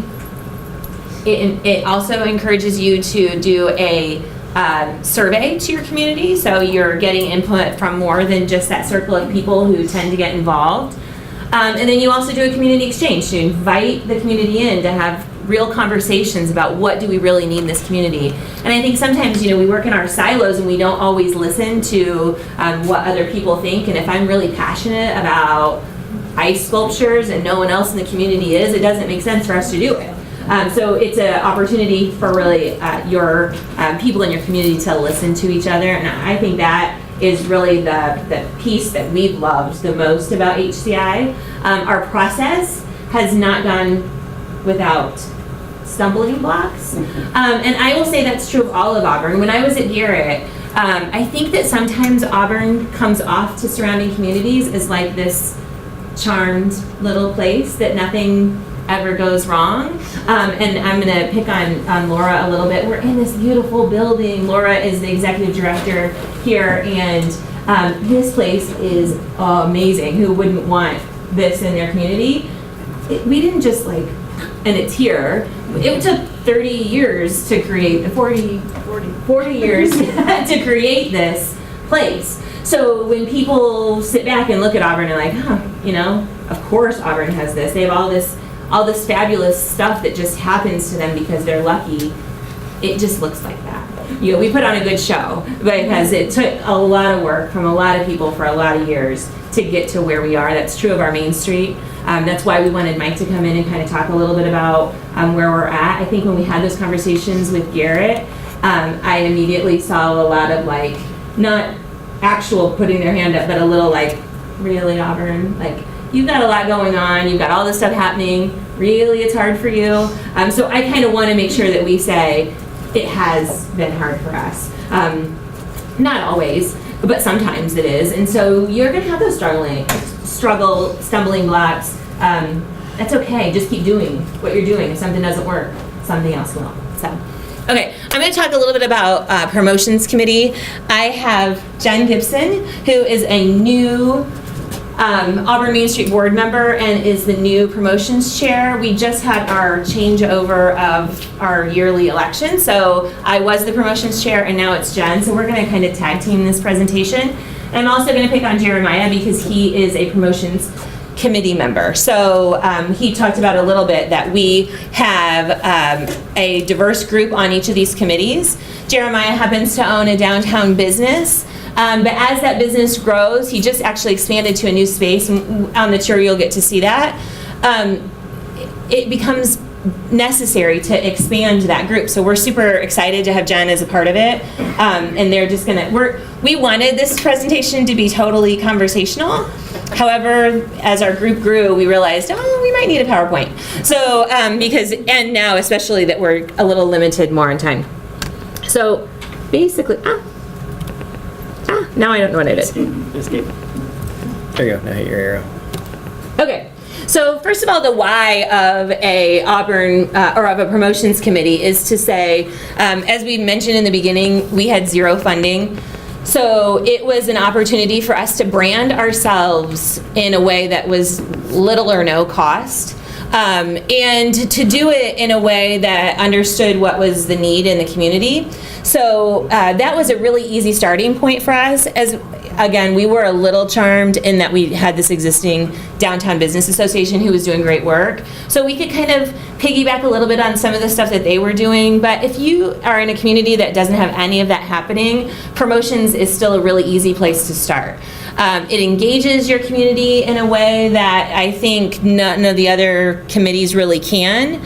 And I think it kind of creates your why does your organization even exist, right? People can understand who you are, that it fosters this collaboration, and then ultimately for us it took a couple of years, but it creates funding. So you'll see when you walk in, there's some banners that we have around. One of the things when we first started, so this is our 4th year for yarn bombing. Yeah. The first year for yarn bombing truly was sit in a room with a group of board members and somebody brought up this, well, we explored yarn bombing, but it's not working. And it was my first board meeting on Auburn Mainstreet, and I was like, got up my phone, it's yarn I'm Googling, because I had no idea what it was. And as soon as I started seeing pictures, I'm like, this is kind of cool. Maybe we can make this happen. And what they found was they had actually been reaching out to like nursing homes and the library and some groups that were like professional knitting organizations, right? That to get them to be involved, and those people didn't want anything to do with it because, of course, this is like their art, and they had really put a lot of work into these things. The last thing they want to do is put it outside on a tree. So my mind immediately went to like, well, who else could we get involved? So we immediately reached out to the school. We reached out to a lot of different organizations that were, I did go to a couple of nursing homes, but we also reached out to just different people to say, would your club, the 4-H group was one that we reached out to initially, would your group like to sponsor a tree and take one over and just own it? And so it's grown and morphed along the way, but it didn't start out by, hey, we've got all these people and they're all going to get involved. The thing I love the most about yarn bombing is it actually, and I don't know this year the age range, but the first year that we did it, we had people as young as 4 and as old as 94 participating in yarn bombing. So we were able to see that this was something that fit with our community, unlike some of the other art projects, like DABA does an art project every year, our Arts Commission does an art project. This was something that anybody could do. I am not an artist, and I yarn bomb. So it was a really inclusive way to kind of get the community involved, but it turned out to be kind of a gimmick, right? Like, what can we do to get people to come downtown? And it has morphed into lots of things. And Jeremiah was part of that initial conversation, that initial year. That first year, and I think even I was like, yarn bombing. I'm okay, if you want to do it, we'll do it. But okay, I don't get it. And then of course, my mom is one of those professional knitters, and she goes, they're going to do what? I don't want anything to do with that, and because I'm not putting something that I spend the whole 6 months leading up to it out in the second year, she was all over it, so excited. But that first year, I think Sarah may be painting a little bit of a little Pollyanna there. The reality is that there were a handful of people who were excited about this. Oh, yeah. But Sarah found online, like, we just weren't getting the response that we really needed to do this. We were going to end up with 2 or 3 trees covered with yarn, and then it was really going to be like, well, what is that? So what ended up happening was Sarah gets online and she Googles different ways to knit, and she finds something called finger knitting and something else called arm knitting. It's not the prettiest thing in the world. No, it is not. He's being kind. It is not pretty at all. But Sarah spent every waking moment arm knitting and finger knitting and telling everybody about, you know, she's really positive and really engaging and very convincing, and people were like, oh, okay, you go do it. And she continued to do it, and then the day of, her sister and I helped her put it all up. And it was the coldest day. It was long, it was miserable. We barely got it all up before the sun went down. We're like, oh, we're supposed to have pictures of this? How are we going to do it? It was rough. And then we spent the next month with everybody going, that's so cool. That's so cool. So sometimes when you're doing promotion, sometimes you just have to go, okay, people don't get it. I'm just going to have to roll my sleeves up and do it. And you get halfway done with it, and then actually that first year, that's not entirely true, that first year, she started doing it, and then this girl, I don't remember her name, showed up and said, I have all this knitted stuff, and I see you hanging it on trees, can I put mine up? And she did all of the street signs. It was kind of cool. But I mean, sometimes you have to get the ball rolling, and then you have to do a lot of the work. And then the next time you do it, people just come out of the woodwork. And that's what happened the second year. There's a whole committee and themes for each street, and like, we had all kinds of big, professionally done, really cool displays. And it has evolved over the past 4 years, which I think we're still finding a groove for it. Yeah.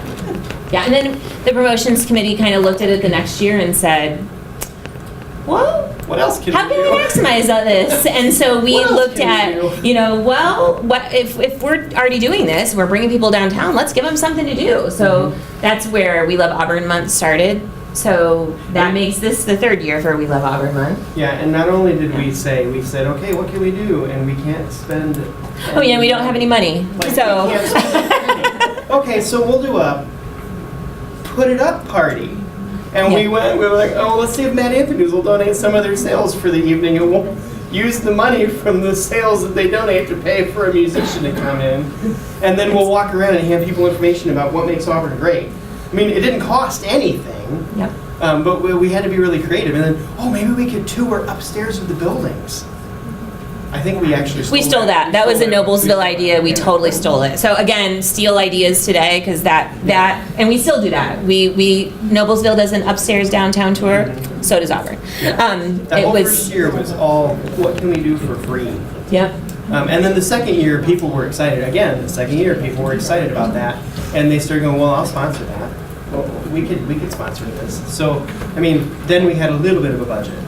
Yeah. And then last year we did we added ice sculptures, and we had 10 ice sculptures, and it was hard. We had to convince people about the ice sculptures, and we called and we begged, and we got 10 people to do it, you can, when you see the pictures going, you'll see it was 60 degrees and sunny in February, and it was but it actually, I think, probably served us really well, because so many people were out, because it's, who'd have guessed it'd be 60 degrees and sunny.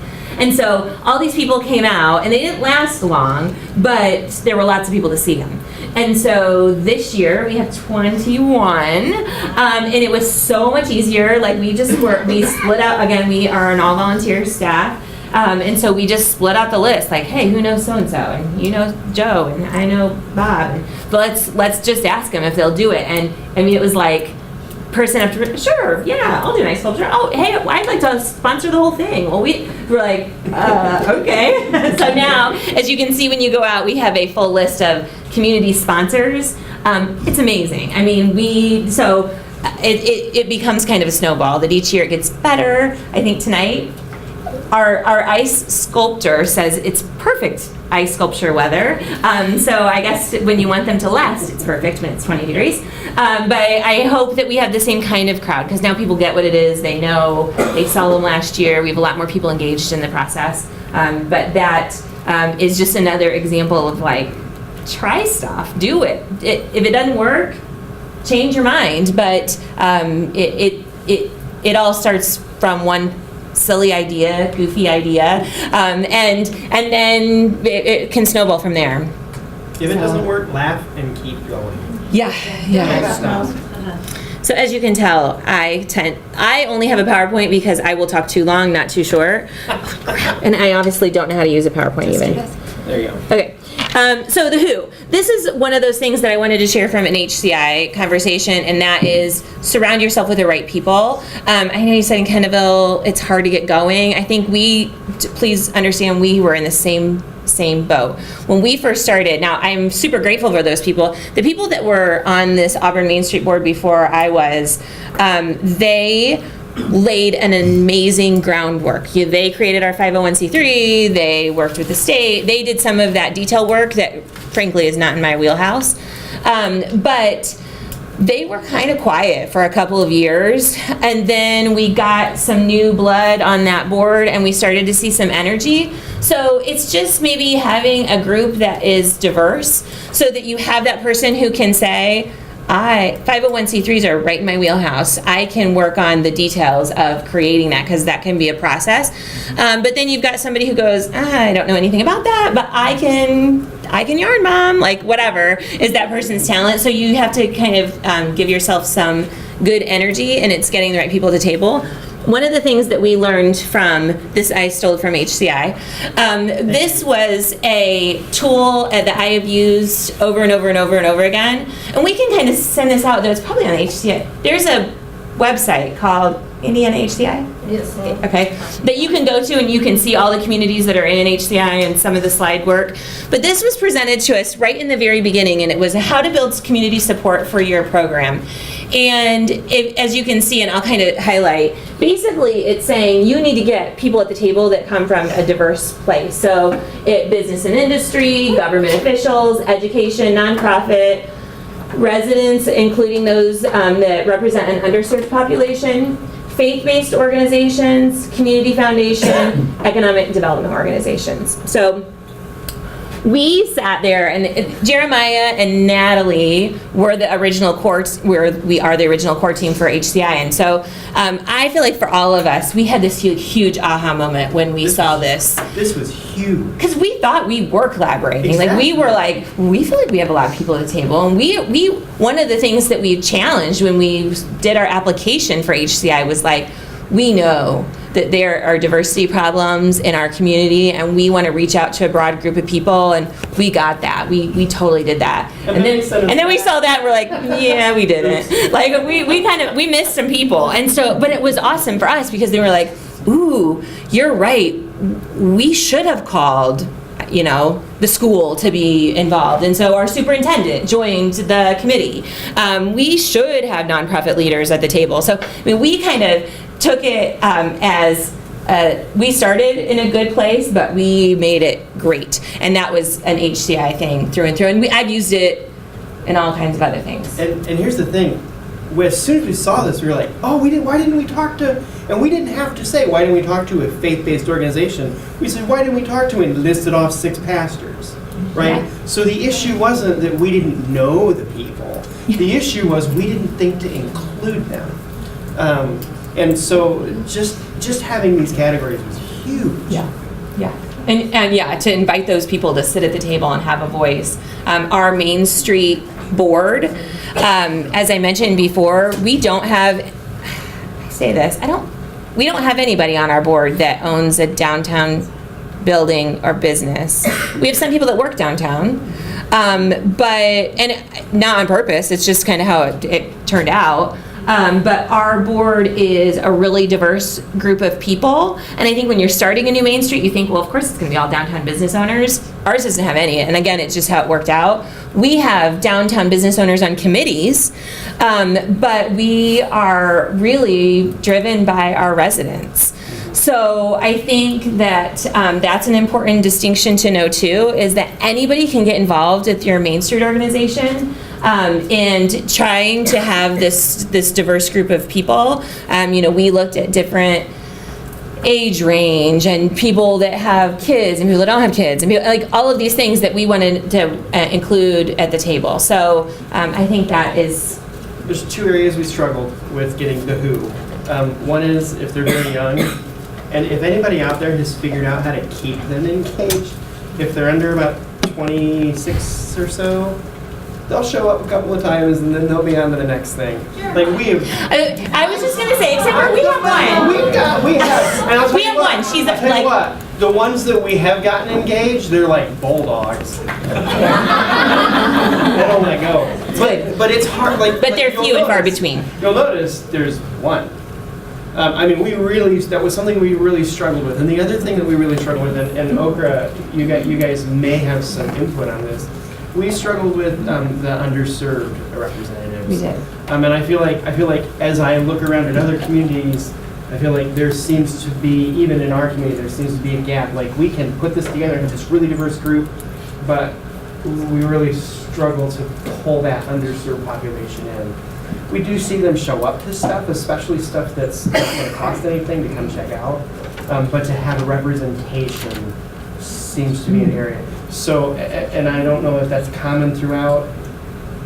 When you run into an under-resourced household, family, population, there's a lot of stressors in that kind of volunteers environment, and there's stress particularly thin. I mean, the fact that they're under-resourced makes it hard.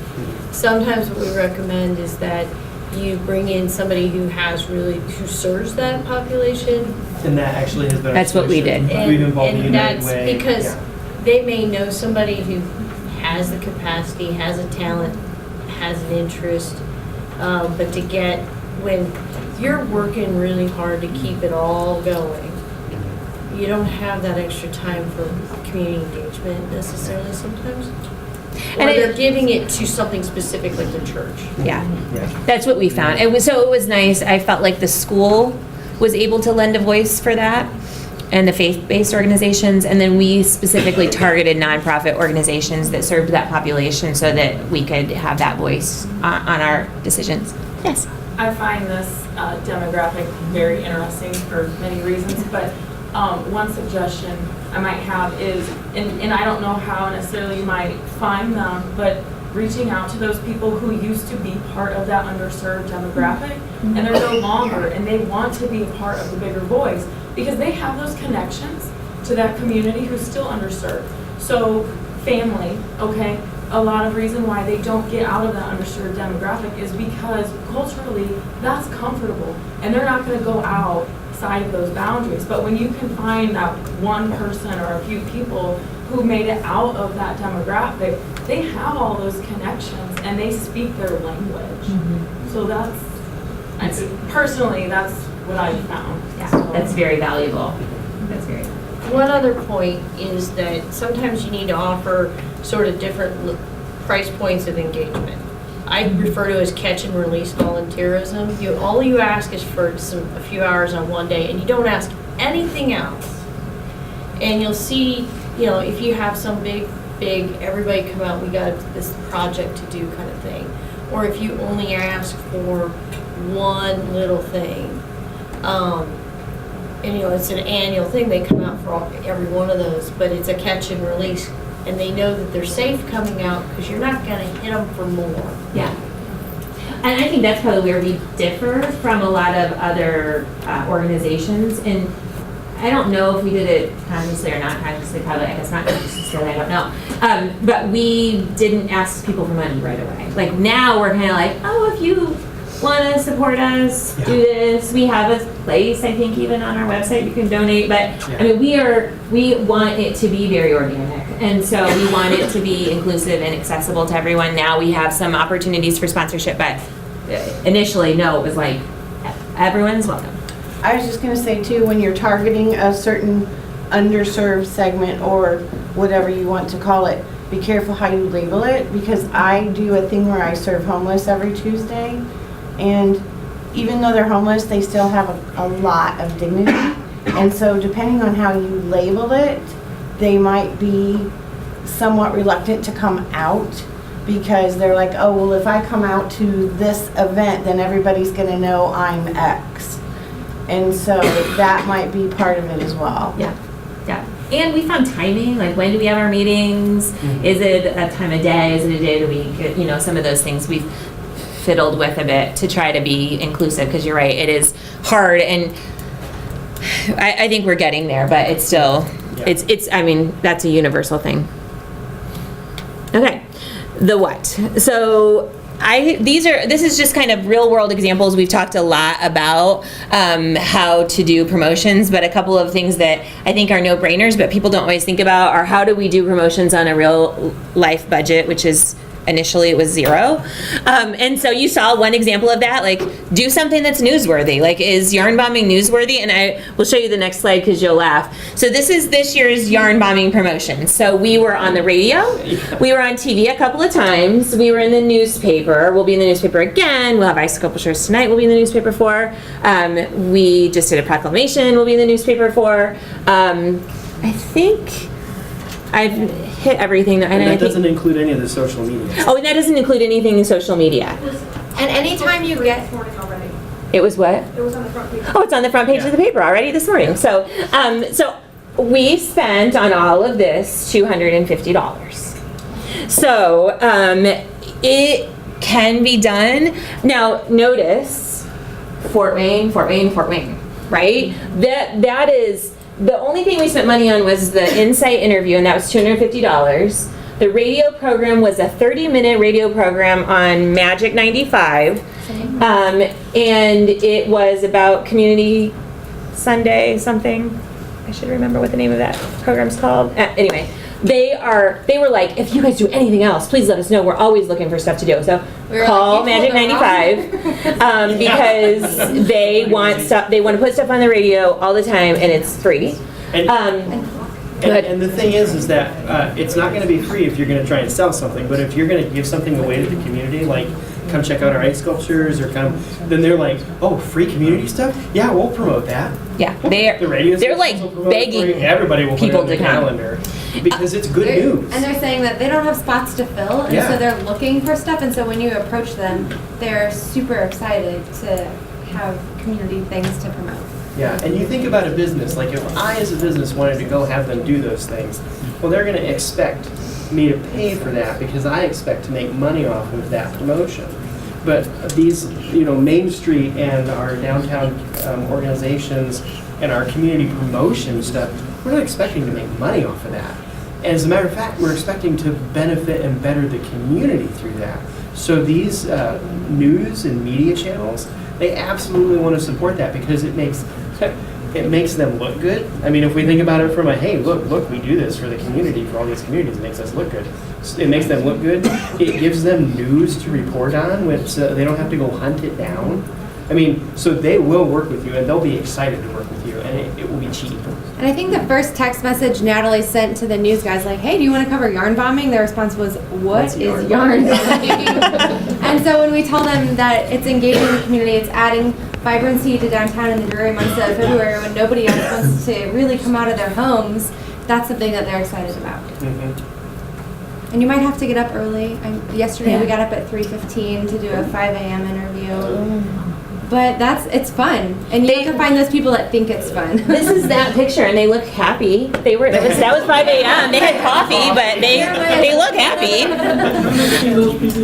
Yeah, that was yesterday. That was yesterday morning, right? Yesterday morning. So so it could be painful. Sometimes it's early morning. Sometimes you just go when they tell you to go. But the other thing that is too, we've also had this conversation, is sometimes it's totally out of your comfort zone. So either find people that it's in their comfort zone, or keep doing it until it's in your comfort zone. That was kind of one of those things. I think we all kind of talked about initially, like, I don't want to get on TV. And Sarah had said, hey Jen, why don't you go do this radio broadcast? And I was like, I've been a promotions chair for 3 days. And she's like, you could totally do it. It's okay. Like, here's. Luckily, that first one wasn't live. It was fine. But we had the support of Natalie, and I was like, okay, well, we can do this. And you build those relationships, and you just kind of build banter off of each other, and you get comfortable with it. I didn't tell her it was a 30-minute one. So the fact that she's still here is pretty extraordinary. But well, this news from yesterday was interesting, because Natalie got a hold of me and said, so what time do you open? I said, we open at 6:30. Oh, okay. Why? You need me to be here earlier? What's wrong?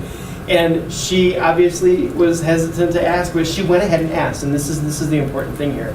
Partner with your downtown businesses, partner with your local community organizations, because when they find out that they can benefit from what you're doing, they'll be happy to help, especially if they find out that it's going to benefit the community in addition. So we open at 6:30. I need to come in at like 4:50, so that way I can have everything open and ready to go for these guys to come in and do this. And they're going to have a camera crew in my business holding my cup of coffee on the morning news. Doesn't cost me anything. I mean, right? So Natalie asks me, and she's kind of nervous about saying, it's early, it's 5 o'clock in the morning, and what's going through my head is, I would have done it anyway. I would have done it. But what's going through my head as a business owner is, free marketing. Big marketing. I can do that. Another component of it that we almost missed was, when you're doing that marketing, have somebody who can capture it and publish it to social media. So we did a Facebook Live while we were live on the air. Absolutely. So people who weren't on the air can still see it. Mm-hmm. And that was huge. It reached it was going all over, and one of those shares reached 700 people. Mm-hmm. Just from people who understand and know those virtual things. Yeah, exactly. Because people want that information, they want to be engaged, and then they'll turn on the news and be like, oh, maybe I should go check out yarn farming, or maybe I should check out the Arctic ice sculptures. And you know what? 5 o'clock in the morning is early, but how many of us are getting ready for the day, or getting the kids ready for school, or at 6 o'clock in the morning, right? The TV's on in the background. My mom texted me, I just heard your coffee shop on the news. And they weren't watching it was just on in the background. And the news said, well, we don't have anything at noon today, or 5. Would you mind if we posted this at noon and 5? And we're like, or 6? And we're like, yes, of course. Go ahead. Just take advantage of those opportunities. So that is all we have. And I was watching my clock. It's 11:59, which means I can hear the lunch plates rattling out here. But does anybody have any questions for the group before we end this part? Excited to share some thoughts with you. If you can't see, feel free to move your chair up into a different direction. This whole table is going to be speaking, so. Anyways, we want to make sure that we encourage you to do the tour this afternoon. So Amber's going to give you just some quick information. We know it's so cold and you don't want to be out there, but it's well worth the wait and the freezing. Some of the fun things we're going to be doing is we're going to get a tour of the courthouse, just some brief history about DeKalb's history, three different courthouses we've had in the amount of time that Auburn's been established. We're going to also be going to the lobby of the Auburn Hotel, so if anyone's ever wanted a chance to see the inside of that beautiful building, now's your time. We're also going to be promoting some of our downtown businesses. So if you enjoyed Mike Littlejohn earlier, we're going to be going to Carval's Jewelers, and it's not a store you want to miss out on. It's gorgeous inside. Plus, if you want to buy your sweetheart something. And then we're going to also be visiting 6th and Main Street. They have multiple businesses in that building. We're going to talk a little bit more about the streetscape project. other businesses, and then finally you're gonna get a sneak peek of the setup for the ice sculptures. So I, who have been working on it for a while, highly recommend this tour, but we understand. But if we can just kind of get a heads up, that'd be great. We're gonna have a police escort, so we wanna make sure our members are ready to go for that, so. And we don't have to worry about parking. We have a parking lot already reserved, so that way you can just drive down. If you want to encourage, you can drive together with somebody else and, continue to share stories in the car on the way there. But, this is why we go to these things, right? We want to see the other communities. We want to, take back great ideas to our people that we work with. So that is probably, the quintessential time of the visit today. So we highly encourage it. Like I said, we're trying to make it as easy as possible, except for the heat. You'll see the government bombing installations, which it's fun. There are whimsical ones. There are ones that offer free hats and gloves for those in need. It's a fun place to be. And also, we're gonna at Jeremiah's. Oh, there you are. Free coffee and hot chocolate. And if you never have had Jeremiah's hot chocolate, you're missing out on your entire life. It's the best. And we are breaking you up into groups, so you're not all going to be in one big giant group. Absolutely. That would be like kindergarten at the Smithsonian. Yeah. I think that's it. So anyway, so we'll give you some additional directions, but otherwise, we want them to just kind of, is everybody parked out over here? We'll probably try to have the office, I don't know if they're just... We're going to have hopefully at least one officer blocking off Mainstreet so we can get out of the parking lot. And then I'm going to be leading us to the parking lot that we're going to be at, so. Any questions? Anyone who's really excited? Can I get a what? Yeah! Okay, great. If you haven't noticed, this community is not short of enthusiasm. We have personality. We do.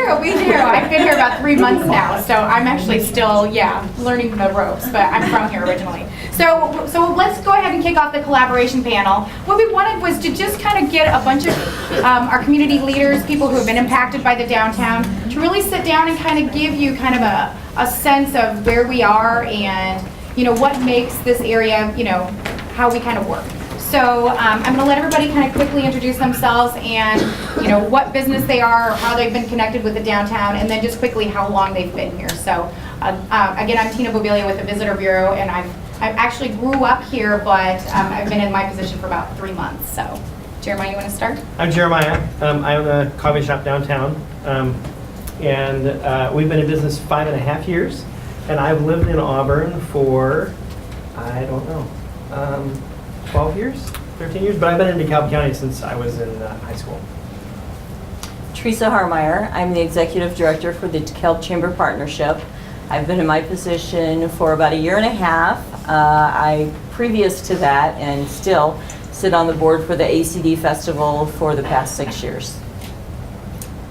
My name is Tasha Eicher. I'm with DeKalb Health, currently serving as the interim CEO. My other day job is Vice President of Physician Services, Strategy and Development. I've been in the community for about 2 years and 4 months, and I can say it's been a pleasure. So, Chris Schweitzer. I've lived about a half mile from downtown my entire adult life, my family and I. In that same time, the last 20 years, I've worked downtown at City Hall in a couple different capacities, as urban planner, then as IT director. Had the privilege of helping start up the municipal broadband group, Auburn Essential Services, and in the last 12 months, taking on some general management duties at the electric utility. I'm Jason Schweitzer, president of Tempest Technologies.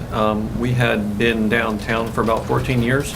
I've personally been in the community since 1992, so about 25 plus years of experience in Auburn, and we're happy to be seeing all the progress in downtown.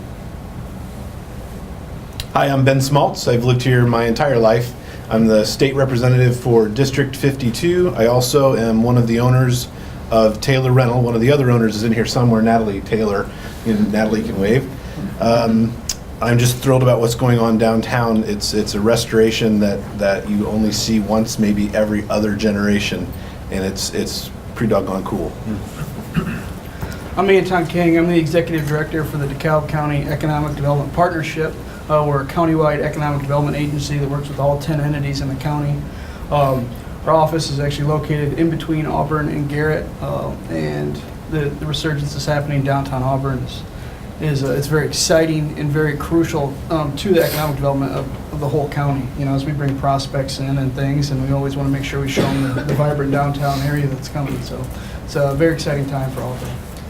My name's Chris Straw. I was born and raised in Auburn, Indiana, and I have a couple motivations for seeing the resurgence in downtown Auburn. And one of them is just one of my side jobs is I'm a pilot, and I've been able to travel the world and the country and see awesome downtowns and all these really cool places, and I come back and I wonder, why can't we have that?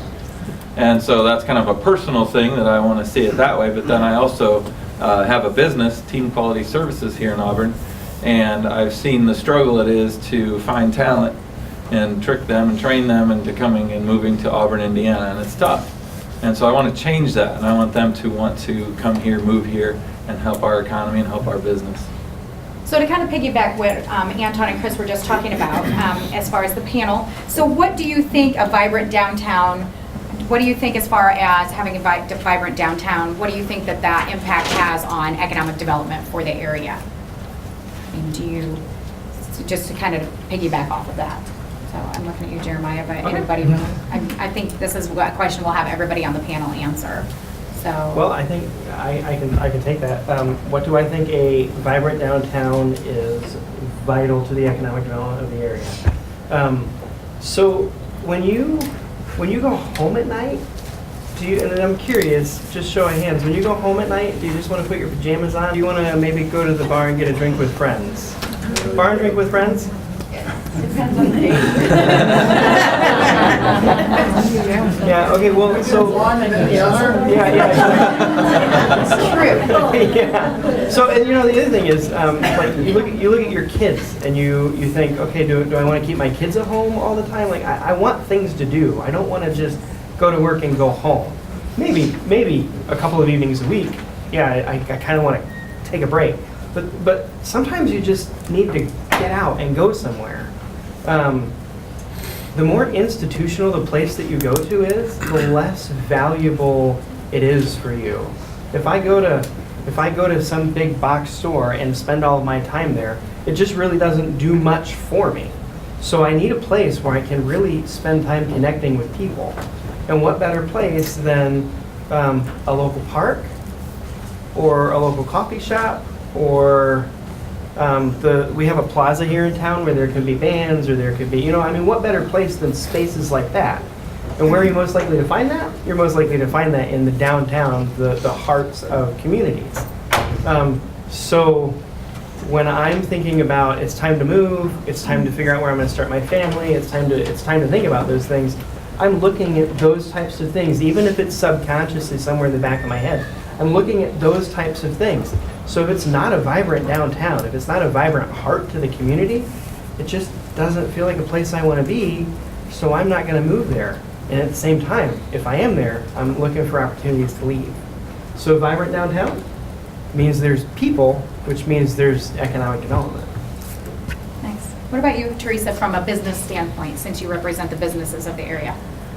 From a business standpoint, I mean, it's just essential. I was going to shift a little bit. I was just having a conversation with Jason about a young woman that walked into the chamber probably about 9 months ago. She has on a backpack, she has dreadlocks, she's real granola, and she says that her fiance is applying for, or he's interviewing for a company downtown Auburn, and she wanted to know if we had like an incubator space or someplace she could come in and maybe have a cup of coffee and get on the Wi-Fi. And I offered her our conference room, which is nothing like I'm certain this young woman had in her mind.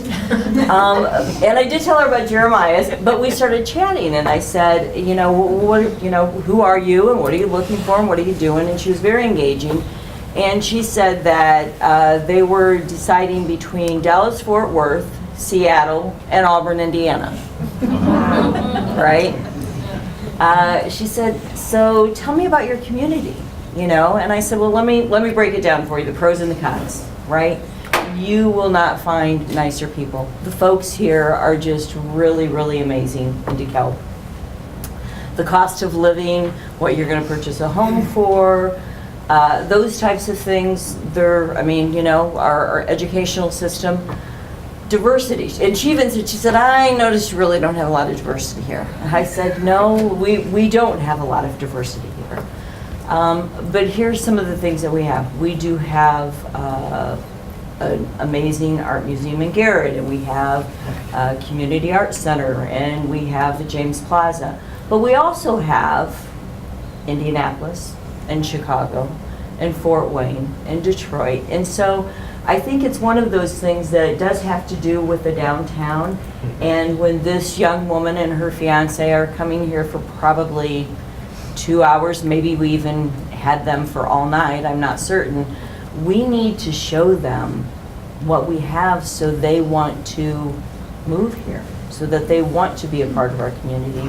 And I believe that we can do that and still keep the integrity of what we have. You know, this wonderful Pleasantville kind of place. But we do need to look at retaining our young people here, and we do need to look at, like Chris was saying, you know, getting them to be interested in coming here. So that ripple effect will go to the business community and what that does. And you know, I'm looking at Amber here that owns a new business owner downtown, and you know, we're very grateful that she's part of our community and not just focusing on the young people. But like Mike said today, you know, he's getting old. He's ready to pass the torch, not tomorrow, but he's ready to pass that torch. And I think that we need to look at what our downtown community means to multi-generations, and especially those that are yet to come. Okay. All right, Tasha, what about you? Yeah, I would echo that same message. You know, you can tell Auburn and the county, there's a lot of history, a lot of beautiful homes, a lot of beautiful buildings. I mean, the courthouse is amazing. You're talking about going to Carval Jewelers, and you know, you just think of all that history. But there is a generation that's aging, like Mr. Smalt said, so how do we tap into the new people coming to town? How do we tap into those that we're trying to recruit? I, of course, focus on recruiting physicians and advanced practitioners, and had the opportunity to take part in the dueling pianos and the wine barrel auction and all of that, and I'm just like, this is absolutely amazing. And just being able to show some of those unique things that the community and the downtown has to offer. It's just when you're bringing physicians who are currently finishing their career, their residency career in Fort Wayne, and we're competing against the Parkviews, the Lutherans, and now the IUs, we have to show them how our communities are different. And this is such a quaint community and quaint downtown, and we are different. And so being able to take them to an event like that was just great, and I got so much positive feedback from it. So there again, going back to the history and the, you know, the beauty of the community is amazing, but how do we start changing and how do we revitalize to attract that new talent to our communities? Chris, what about you? Yeah, I think one of the aspects of a downtown is the built environment, and you know, downtown is a reflection, right, of the larger community, and so you want it to be a reflection of quality of place, specifically with the built environment. So all the investment that's happening, my wife and I talk about this often, it is amazing and it's inspiring, and it, I think, is impacting a lot of different sectors of the community: private investment, public coordination, people that live here and work here. And so we believe in implementing quality begets other quality. It attracts other quality of not only other built investment, but quality of organizations, quality of activity, growth. So all those things start with, I think, and I've heard this before too, the new economic development is a quality of experience, a quality of place. It's not just industry and new jobs. So those things build on one another. I think Chris and I are probably singing from the same hymnal in that we're a little bit, you know, if you look at the history of Auburn, it's historically been a relatively blue-collar, manufacturing-based community. And my company's a technology company, and so we're recruiting from literally nationwide. And these are relatively well-paid positions, highly educated workforce, people that are a little bit outside the norm, sometimes more diverse, and we have some barriers to overcome when we get here. When we are trying to recruit that kind of people, they're people that aren't really Indiana literate, so to speak. They don't understand. We have to overcome, the big city mentality and explain why this is really a good place to be. When I look at downtown, I think of it like an ecosystem. Everybody's seen the nature or the PBS documentary that talks about like an ocean ecosystem or something. And they always talk about how you have the krill and then it's a big food chain. And if any one of those parts is not healthy, the whole thing collapses. And so I think it's really important to look at Auburn downtown as an ecosystem and say we have to make sure that our retail is healthy, that our business support is healthy, that our parking is healthy, that all these things that fit together work really, really well. So I'll just give you an example. One of the things, we've actually moved out of downtown, slightly west a couple of blocks, but we're not intimately in downtown. And the reason we did that, we outgrew it. There was no place to move. We tried really hard to stay downtown. We like downtown. I personally have every interest in seeing it survive and thrive and go through a lot of the wonderful things that are happening in downtown. But that was our lack of being able to stay there was effectively, we took about 60 people that came into downtown every day. I can't imagine how many thousands of dollars we spent at Matt Anthony's and, over the course of 15,000 business lunches. And we're still going to do that when we can, but it's not as convenient anymore. So what I guess the whole point of this is the whole ecosystem of businesses that may not be retail facing and retail and a million vectors to get there and stay there. So for example, like what Angola has with the theater, that's a whole bunch of reasons to come back all the time. And when you go watch a movie, you get dinner.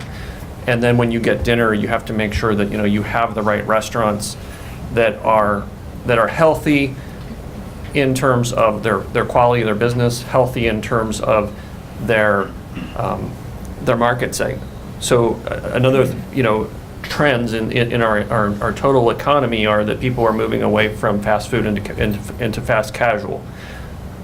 We have every imaginable fast food totally covered, but we don't have a Panera, Qdoba, the middle of the road offering. We're going to have the steakhouse, which is going to be awesome.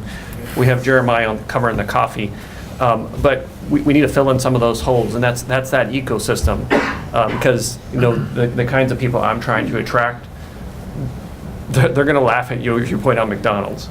And so we need to fill in and create that holistic ecosystem so that people don't see gaps. They see, wow, this is well stitched together and tightly coupled. So from economic development, to me, the downtown is all about curb appeal. It's about first impressions. Because when you bring people into our community from outside of Indiana, they're not Indiana literate. Maybe they've traveled Indiana, and if you have spent any time on the roads going through rural communities, you oftentimes see decay, boarded up windows. People are moving out of the smaller communities into cities, and when you see a vibrant star like Indiana, or like Auburn here in Indiana, it's really nice for them, the people that are new, to find something they can do for their employees after working hours. Because if you're going to locate your company here, you're only going to be occupied 8 hours of the day. What are you going to do the rest of the time? You need to have a place to go, and you need to have a community to be a part of.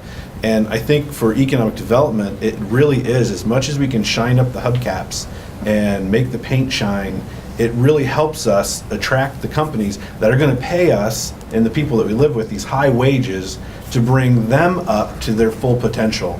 We don't have an unemployment problem in DeKalb County. We have an underemployment problem.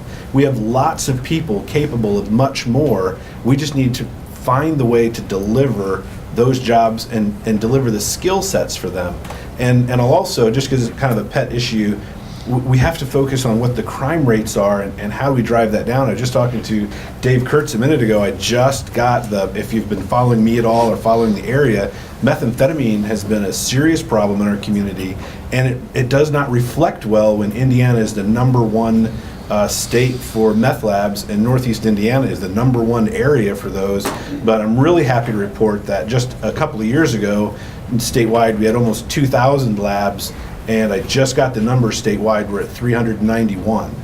So we've cut that. We had just a couple of years ago, 353 children, not 354, 353 children that were taken out of meth lab homes, out of communities just like ours. And this last year, we had that down to 49. That's still 49 too many, but we're making progress, and we're taking that black mark off of Indiana, letting that go somewhere else, and being more attractive to people that this is the place you want to raise a family. So in the economic development realm, I guess from the economic development agency in the county, 5-7 years ago, it was very focused on, just bring the big manufacturer. We just need to create jobs, to where now it's, well, we still get leads coming in to where we can try to work those, but we just don't have, the people to fill that up. And so when it comes into a downtown development realm, with the focus and collaboration of, the multiple organizations that are and private and public funds that are coming together, you see this focus in downtown Auburn and in your communities as well, to where we need to, spruce up that curb appeal, make it something where I'm bringing a prospect through that, something that we're proud to hang our hat on. We always walk through, the courthouse and some of the history, and just to see what's there and stop in a shop and to let people know that this is a happening place and it's only getting better. And so maybe, 5-7 years ago, that wasn't so much a focus of, well, what's your downtown like? Well, I just need to know that I need 50 acres and it's site shovel ready and I can just build up my building right away. Well, now there's a lot more factors that go into that, where it's showing the downtown, and that, again, with, employees for the employers, that they're going to have something to do and enjoy that nightlife or that weekend life, or something they can do with their spouse, their kids, their pets.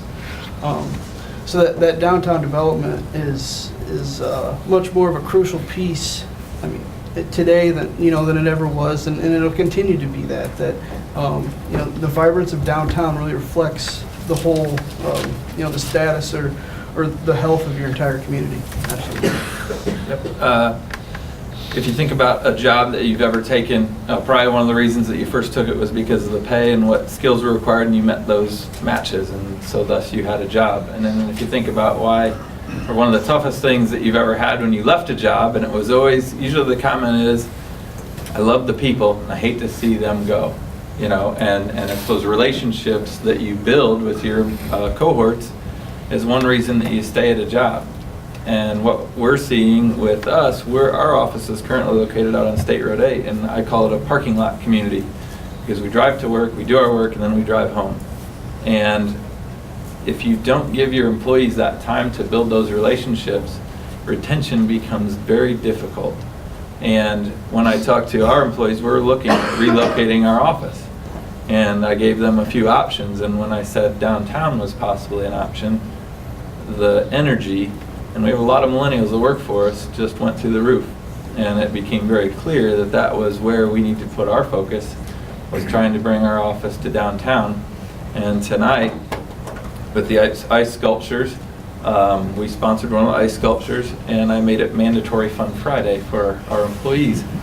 That after work tonight, we are all going uptown, we're going to see the ice sculpture, and we're going to have fun, darn it. But we need to create things that get them to be an interwoven, not just workforce within our company, but within the community. One of the things, so since I run the Visitor Bureau, I have a little bit of a different take on the downtown, in that when we go to visit different towns, like when I go to Shipshewana, or if you go down to Kendallville or wherever, you're really going to the downtown. I mean, the downtown is the unique, different place. With tourism, you want unique and different. And when we travel to different towns, like I was just telling the Decatur guys, I was just down there eating at Back 40, but I went downtown, and it's amazing. And you go to the little shops and you do those things. And So not only is the downtown the place where the locals need to go and that they need to support, and it's that face for bringing big businesses in, that's your tourism face.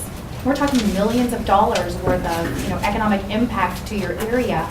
I'm going to use the example of Converse, Indiana. You have a restaurant that's a destination now, and because of this one restaurant, the whole street is lined with new shops. Just because of that. You get one good thing in there and it builds. And so with tourism, you're not only just bringing in money from the pockets of the people in your community, but other communities as well. So that downtown is your face, and it is your impetus to grow, and it's to bring in additional dollars from outside of your communities. And you need to make it a focus of importance. So I just wanted to put my 2 cents in on that one. Anyways, okay, so what I want everybody to do on the panel is to share kind of a personal example of how the downtown environment, and I'm talking about the downtown environment that we have now, has impacted your business. Whether it's something positive or something maybe negative. So Jeremiah, you want to start? Sure. And I have a negative that is a positive. Okay, we'll take it. Well, we have lots of old buildings, very old buildings that haven't really been very well maintained in most cases. And there's only so many of them, and not very many of them have the resources and infrastructure necessary for any kind of kitchen. So I own a coffee shop, a little tiny coffee, well, it used to be a little tiny coffee shop. We just moved into this amazing new space, absolutely wonderful. But the reality is that the past 5.5 years have been a struggle. And the biggest part of that struggle has been we have very limited options in where we can go in a downtown. Because there might not be something that really supports, that has the infrastructure necessary for us to run a coffee shop out of. It needs to have enough seating space, it needs to have enough kitchen space, it needs to have enough storage space. So that's kind of a negative, but on the flip side, if you can find anything that's even remotely close, old buildings are super configurable. And they're way cheaper to deal with than trying to build a new thing, to build a new building. And so you can go into an old building and you can find a way to make a lot of old buildings work for almost anything you want to throw at it. So it's kind of a positive and a negative, that there's only so many spaces available, but once you find one, you can use it, you can work with it. It's kind of ironic that I'm sitting next to Jeremiah. He knows what I'm going to say. Yep. So the chamber is very gracious in a building that we lease, but I would like to be around the square. And so I was talking to some folks that were looking at buying a building, and we were looking at the possibility of going into the old Grimm building. And I was really excited. I shared it with our board. And then I was talking to the folks that were buying the building. They said, you know what, plans have kind of changed. They gave it to Jeremiah. So it's one of those things I was like, you know what, I love you, space. but you're in my building. You know, you're in my building. I brought him balloons. I told her I designated a table for her. I brought him balloons his first day that he was open, but it was still my building. Yeah. So it's one of those things that, you know, the chamber, we've spoken with economic development about, you know, the possibility of us getting a shared space together. A lot of communities do that. To us, it would be a great partnership. But where's the space? And even though I'm very grateful that you have your space, it's one of those things that we look at, that there's only so much space. And how do we keep the chamber downtown so that it's vital to the community? And even though we're a county-wide chamber, of course the populace is in Auburn, and it makes sense for us to be in downtown Auburn. And we get walk-in traffic where we are all the time anyway. We're a block away off of the square, and we get a lot of people that come through our doors every day asking us CVB questions, economic development questions, in general questions. So piggybacking on what Jeremiah said, you know, there's only so much space, and also having the funds to fix up the spaces that are there, because we do have some buildings that. all the talk about space, my mind went to, I need to put something downtown, but then I forgot what the real question is. So share a personal example from your business about how the downtown environment has impacted your business. Perfect. Could be positive or negative. Yeah, so we do not have a downtown presence, and I was told, because of course I am an outsider, I don't live in DeKalb County, so when I started calling mistakenly the west side of town, when we moved our new clinic on the west side of town, and I called it downtown, which I was quickly told, no, that's the west side. And I said, okay. But no, when we bring recruits in and even business meetings, it's great to have a vibrant downtown. So I've taken physician prospects to the other coffee shop in town, and it's just a very nice, quaint, private area. I'm going to have to try Jeremiah's new space with some of our new recruits. But we also, we have business meetings at Mad Ants, and I'm excited for the steakhouse to open as well. My family comes to Auburn a lot for other opportunities, so it'll be great to be able to come here and frequent the steakhouse. But it's getting back to the business aspect. Our business isn't downtown, but it's important to us what's available downtown, because this is where we bring our prospects. So. Chris mentioned earlier relationships and one of his interests of coming downtown. So as a municipal services or government sector, I'm not private business, but the government public service sector, downtown is about being in proximity to a lot of our collaborative, the people and constituents and businesses that we serve, but also I think in City Hall there's 6 or 7 municipal service tiers represented there, and so that concentration of government services in downtown and access to the diversity of folks that, as I said, we interact with on a very regular basis are all downtown. So just physical proximity, and we're looking at doing, we care about wayfinding, we care about awareness, we've got 3 buildings that have been put together over 115 years and trying to help people find their way and just do a better job with quality and presentation. But relationships, collaboration with our staff, with other departments interdepartmentally, and with constituents. I think that this has been touched on a couple things, and I already shared my story about outgrowing the space.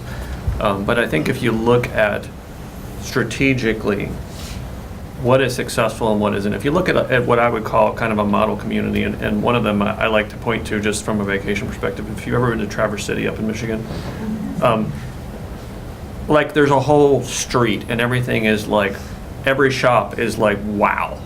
Okay, and I mean, it's extremely well done, and it's really high quality merchants, bars, amazing food shops.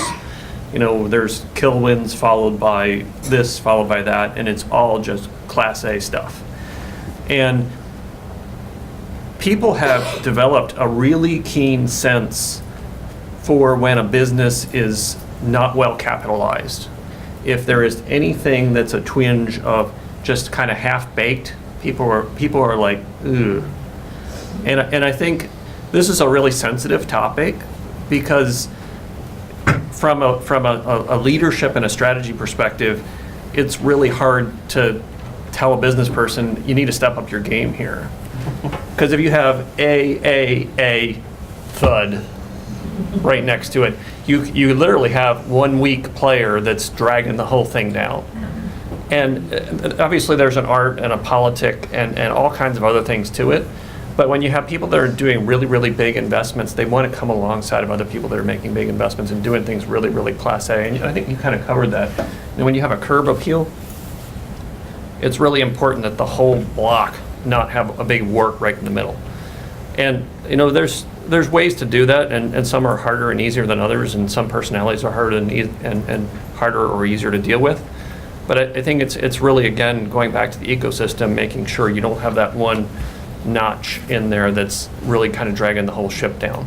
And we made a lot of progress in downtown. I mean, a lot of things have really been upgraded. We did some of the facade things. The 6th Street thing is going to be awesome in terms of just cleaning up some general curb appeal. And so we're making a lot of progress there. Still more to go, but I think that if we can focus in on those weak hands and, you know, find other spaces that may be better fits for businesses that aren't contributing. I'll let the mayor deal with the politics of that, but I think that that's actually a really important thing to focus on. I think I might carry on with that thought. Having been here so long, it seems as though that space in downtown Auburn doesn't stay quiet for very long. If you've been here a long time, you maybe remember Kelch's downtown or Western Auto.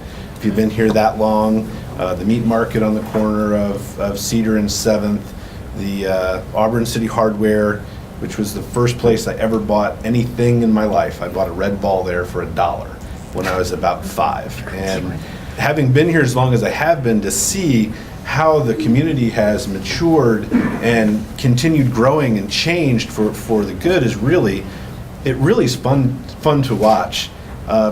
From a business side of it, one of the fun things that we get to do at Taylor Rental is we do special events, and Auburn likes to party.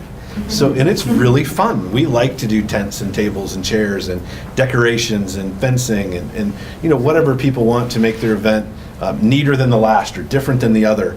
The people of Auburn like that, and especially in the downtown area, it's always fun to be a part of those events, and they continue to grow with the ice sculptures.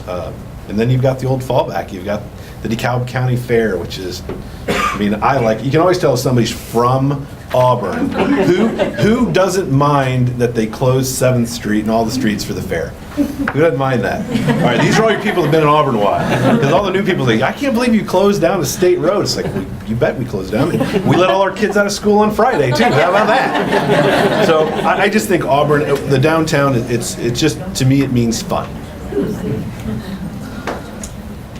As far as, you know, like kind of a personal business experience with economic development, I guess I didn't answer the very first question. I've only been in town about 2 years. I'm originally from Northwest Ohio, a little small town population, maybe 1,000. So when I come to Auburn, you know, we have about 13,000 people, and you know, I see huge opportunity, and this is all really great big things. But you know, when we're located, like I said, kind of in between Auburn and Garrett, kind of on the outskirts. We actually neighbor Chris here, his office, so we have the parking lot community feel as well. But you know, be able to, if we could uproot and locate downtown, and you know, maybe have that shared community space with the chamber, or, you know, other organizations that where we do a lot of like things. I think that opens a lot of opportunity for walk-ins. I mean, I don't get a walk-in crowd where we're at.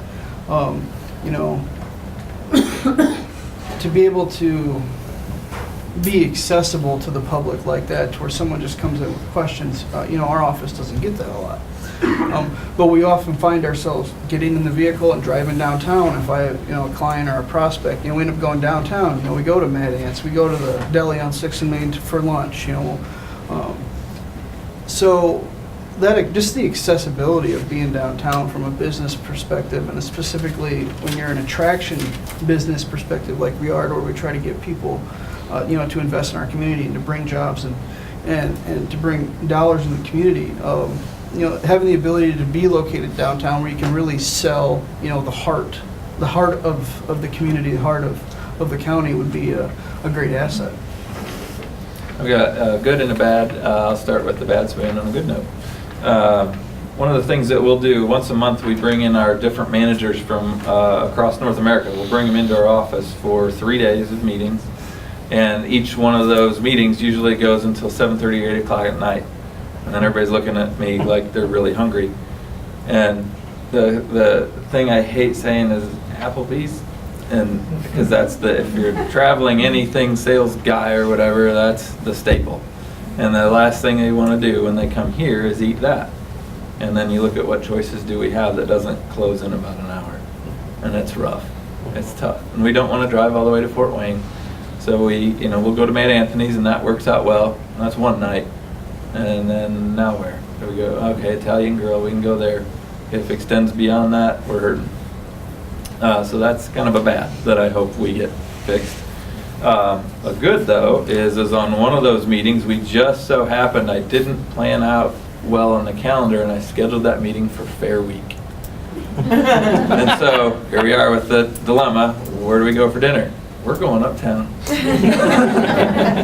And so we all went uptown, and the guys from Canada and Mexico, they couldn't believe it. And actually, they were so excited. Because as being an Auburnite, you got to go here. You got to try one of these. And certainly the donuts, were a must-have. So we're in line for the donuts, and I'm freaking out about them, and they're understanding. But News Channel 15 was right there, and they interviewed, and they got on the news, News Channel 15, because where are you from? We're from Canada. The news guy's like, you didn't come all the way here for this donut. No, but we heard about him, eh? And so now it is mandatory. They all say our fall meeting is during the week of the fair, right? You bet. And we go and play games and do all kinds of fun stuff. Just to toot our horn for a minute, I mean, our street fair is one of the top 5 street fairs in the state. So if you haven't been up and had a fair donut, yeah, last week of September, yeah. Well, not just any fair donut. There's several Tims with fair donuts. Well, everybody's particular to their own type of donut that they get at the fair. So try 'em all. It's like the challenge of which donut do you like better. I'm just going to remain neutral on that one. I get something thrown at me. Anyways, one of the next things that I wanted to talk about, and really this is more of a chime in kind of, because I don't want to put anybody on the spot on this, but as far as a Mainstreet organization and the one that we have here, as far as your business and the kind of the scope of what Mainstreet does, what do you think that Mainstreet could do as far as programming or services that might impact your business in a positive way, that would be helpful to you, that you think, yes, you should be doing this? And it could be something that they've already done or something that you would like to see them do. So if anybody has any. I'm going to agree with Chris here. That we could create some educational opportunities to educate retail business owners on the benefits of evening hours, and restaurants on the benefits of open late. Because we have, I think that's a struggle in any community that's not tourism focused. I think that's a struggle. If you come into town on a Sunday, you can eat at Man Anthony's or pizza for them. Can I say something on that? Yeah. We were at a wedding on a Saturday night, it was last fall. The wedding started, going down around 10:30 or so, and everybody in our little group, I'm hungry. Let's go downtown Fort Wayne and go somewhere. Let's go to the Happy Gnome. It's a Saturday night, 10:30. Yeah, they're closed. Yep. Couldn't believe it. Yeah. The only place open was the Golden, and we walked into there and paid way too much for a drink. Yeah. And then we had the menu in front of us, and if you've ever been there, it's a limited menu anyway, so we found something. And the waiter comes over, it was 11:01 at this point, and says, oh, we just switched to our nighttime menu. Okay, sure, what's that? Empanadas. And? Empanadas. What's an empanada? Because I'm not really sure, and he explains what it is. Well, I guess I'll have one of those. And that was the choice at 11 o'clock at night in downtown Fort Wayne. Yeah, I mean, I think that's a reality that I am a small business owner, so I get this, that, okay, I have to figure out how to justify how I'm going to stay open. But the reality is, and I think that this is something that several of us have discussed over time, is that when I own a business, I am not there because I want to be there and because I'm doing something for myself. I'm there for the pleasure of my customer. So if my customer wants coffee at 6 o'clock in the morning, if one customer wants coffee at 6 o'clock in the morning, we gotta figure something out. But if all of my customers want coffee at 6 o'clock in the morning, I'm getting up a half an hour earlier. And if they want coffee at 10 o'clock at night, I'm staying out a little later. And when we look at retail and when we look at food, people eat later and later and later every year. I mean, it's just getting later and later and later, which is fine, but restaurants aren't changing their hours. And when we look at who has expendable income for retail businesses, it's people who are at work from 9 to 5. So on the one hand, how do we grow the economic aspect of the retail sector? Let's capture those individuals, but we got to capture them in the evening. And how do we, so I think that opportunities for educating the downtown area and even business in general about those types of things would be something that the Main Street organization, I think, could, because they're a nice impartial, they can come into a conversation like that very impartially, because they're not business owners and they're not necessarily consumers in that context. Yeah, Ben, what about you? So kind of this theme of places to go and eat and drink and be merry. Why don't we see more of that in Auburn? Why is that not growing? And I'm the chairman of public policy, so I deal with all the alcohol issue, with all the other sins, but certainly alcohol. And so one of the things we're working on right now is permitting, and Auburn's pretty much maxed out on their permits. There's not a lot available for growth. You couldn't have 3 or 4 really cool places come in right now because it'd be very difficult for them to pull a permit because of the state quotas. So we're working on that. But there's some things that Auburn can do if they get on it and get moving.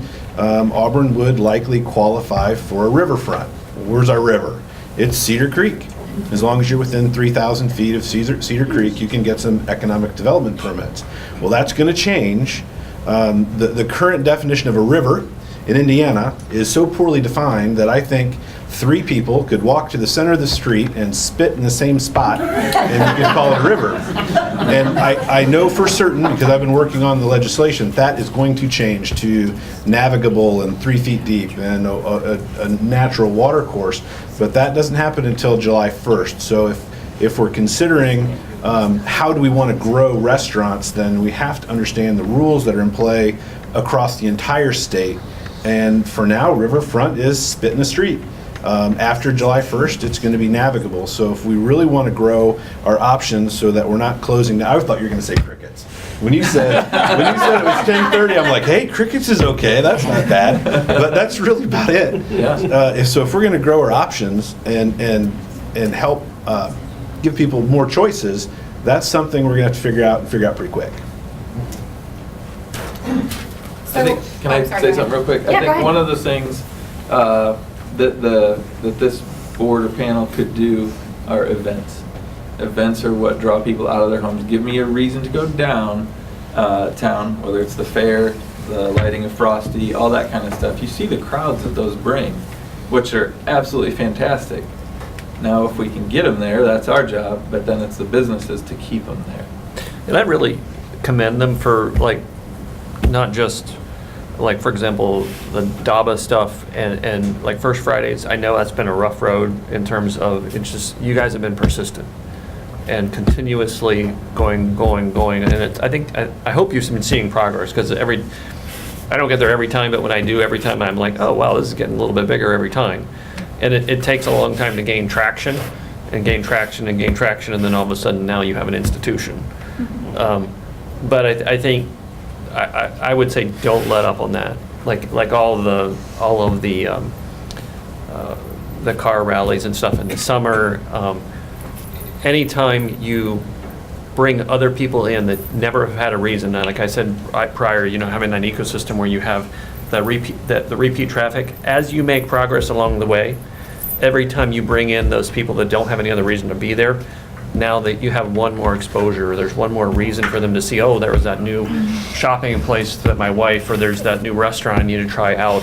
It's every time you have an event, you basically are creating a downtown advertising campaign. By the way, today is our First Friday. As far as, the panel, again, what do you guys think as far as, what do you think downtown Auburn and the Main Street are just knocking it out of the park on? Like, what do you think that another community could take away from, today and learn from you guys as far as, what are we doing really well? And without knowing what everybody else is doing, I mean, what do you think, when you think of the downtown, what do you think of as like home runs? I would say the first thing, and I've been here for a short time in this position, is hands down collaboration. The folks that we have with a passion for this community, and not just the Auburn community, but even the surrounding communities to help them, is the collaboration that people are wanting the same thing. And yes, we do have some of the shops that are downtown that don't stay open for First Friday. right? I mean, that's a reality. There are a percentage of people that don't do that, and we're probably not going to change that. I wish that we could, probably not. But there are a lot of people that do, and they pick up the slack. You know, we have the same people, you know, you've got Auburn Mainstreet and you have DABA, and you know, some of them are the same people on both, because that's the great core of people that we have in our community. And again, I see the collaboration that we have within the Auburn community. Sarah had stated that, you know, we were over in Garrett talking to those folks about what Auburn's doing and how can we help Garrett. And, you know, a couple weeks ago, Waterloo had top records of people helping their downtown improvement, and there were people from Auburn that were there. So, again, collaboration within the entities that we have here and the surrounding. Anybody else? I think that's easy. I don't think it's any one thing. I think the number one thing that's happening is the DABA, the Mainstreet, the city, what I would call a creative vision with a tenacious, unrelenting pursuit of that vision are the number one thing that's going to get us to where we want to go. Because it's not one thing. Like I said before, it's a million things all stitched together. And I think there were some discussions about this prior, but this is all a never-ending marathon, and you have to continue to evolve this thing. So I don't think that, I think it would be trivial to point at one thing that's going well. I think it's the pursuit of the vision that's the number one differentiator. And I'm going to echo what Chris said, because when you asked the question, the thought that went through my head was tenacity. I mean, we have that in spades. We don't give up. As a community, we don't give up. We identify a goal, we say this is where we're going, and then 9 times out of 10 there's a problem, or there's a hurdle or a roadblock along the way, and it doesn't stop us. It slows us down, we have to readjust, but it does not stop us. So I think as a community, and Auburn Mainstreet specifically, and DABA as well, tenacity in spades.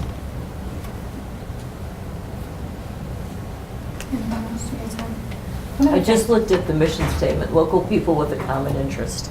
Yeah, there you go. And I think that that's one of the things from the Visitor Bureau side that I've seen just since, you know, I've started a few months ago, is that number one, I think, you know, when you're working with small towns, there's a lot of personalities. And I'm sure you guys have all bumped into those. And one of the things that I've noticed in the short time that I've been here is a respect and the collaboration. So, you know, and I think what drives that, I think, is the idea that everybody has their eyes on the prize, and that it's been communicated through, this is kind of the direction that we're headed. And so I think that that's helped kind of waylay some of those things. So, and I think you sometimes have to have thick skin, but like Mike Littlejohn that was here earlier today, he's like, you know, he's like, if you got an idea, just let me know. And if we need to do this, that's great. And, you know, if we don't agree with something that you propose, it's okay. And so I think you have to make it a culture of being okay. And I think Auburn has done that. I think you guys, everybody sitting at this table is, you know, of that mindset. So I think, you know, be okay to fail and be okay to move forward and to try those, you know, yarn bombing things, because you might just succeed. So, let's go through another one of our, what do you think is your favorite thing about downtown Auburn? As far as either work or personal? Anybody have anything that they just love about the downtown? I'm biased, but there's this fancy new coffee shop. Okay, here's the thing. We went from a room that was like 400 square feet, and then we went into another space that was kind of nice, and now we're in something that looks like it belongs in a big city. And we're surrounded by amazing people. I mean, how can you ask for more? What about everybody else? What's your favorite thing? I know you're looking at me, you're like, Yeah, I don't know that I can say one favorite thing. I have a lot of favorite things about the downtown area. I love the energy around it. I love the yarn bombing. It's just such a neat touch. And I'm so thankful that Sarah brought it to the hospital this year because I love pulling it in and just seeing it. Just, you know, if you're having a bad day or maybe your family member's ill or just seeing it, it just is, the colors, it just brightens your day. So I love when I drive through Auburn and I see the yarn bombing because it puts a smile on your face. But I love going back to the energy around it and just seeing the old buildings being revitalized and just showing that this is a community that truly cares and wants to continue to keep, like you said, running the marathon. Because if we stop, then we die. So it's not just one thing, it's many things. People, relationships, and the potential that is creating, been alluded to just every so many generations, is the investment and the revitalization that's happening. I think it's amazing the next 5 years because of people and relationships. I like being able to, I can park in one spot and I can hit up the chamber and I can go to the courthouse and I can go see the mayor and I can get a cup of coffee and then I can go out to lunch and stop at the bank if I have to. I mean, just the accessibility. Again, I come from a small town, so you got to drive everywhere you want to go, but to be able to, hit all your stops in one spot. You get that in some towns, and I think it's a real asset. You can just stop and you can just check everything off your list.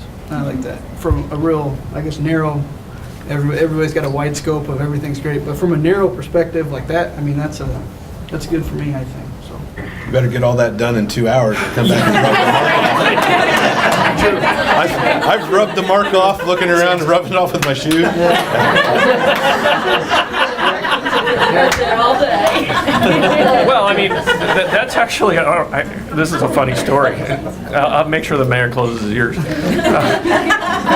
We had a security camera out back, and we had our receptionist watch it for the chalk guy.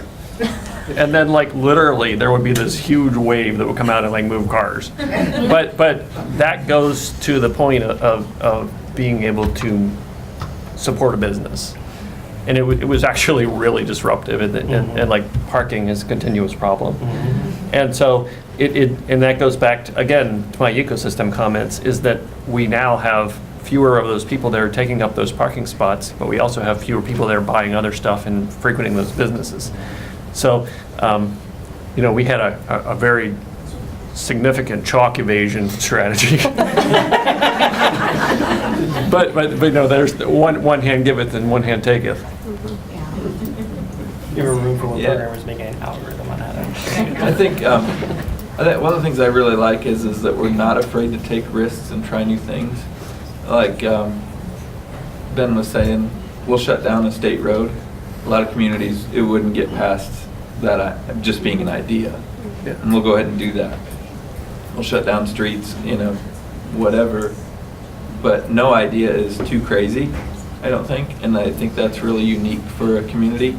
I work with a guy who used to be with economic development in Northeast Indiana. And he was introduced to some people in Auburn, and I didn't know any different. So after the meeting, I said, "How do you think it went?" And he said, "I'll tell you what, if we were in Columbia City, it wouldn't have been the same meeting, because Auburn is just willing, they're leaning forward, not too cautious and doubtful."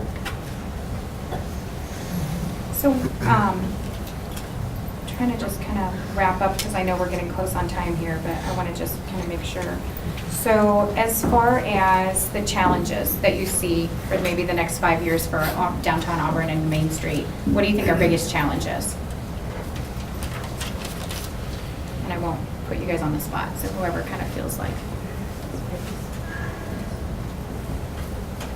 I think we're on the cusp of something. We are right on the cusp of it. We have a very philanthropic individual who is purchasing buildings that are falling down and restoring them to their original state right now. As a matter of fact, the upcoming steakhouse is one of those spaces. I mean, that's a huge thing. We have the 6th and Main, the 6th Street Revitalization Project, the MSRP project that's coming, that's happening right now.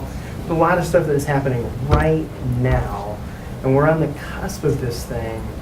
And I think that we have this great picture when we look down the road, but how often do you have this picture in your head of how things are going to be, and then you get there and it's different than you pictured it. You know what I mean? And you have to figure out, the reality is I think they're on the verge of some incredible successes as a community, beyond anything we've ever seen or even really imagined. And I think the biggest challenge that we face, whether we realize it or not, is how do we manage that success as a community and navigate through it and continue to improve past it. I think that's probably one of the biggest challenges we face. That's a delicate thing. I think it's certainly going to be funding. Yeah. Trying to find clever ways to leverage local funds to get significant matches from the state government when it's a highly competitive process. I think Auburn's way ahead. I get to see some of those processes happen with Auburn's collaboration between local government, city, county, state, really has this area ahead, but getting those very limited resources is extremely difficult. So it's important to dream big and fight hard and find those funds, just fight harder than the other guy.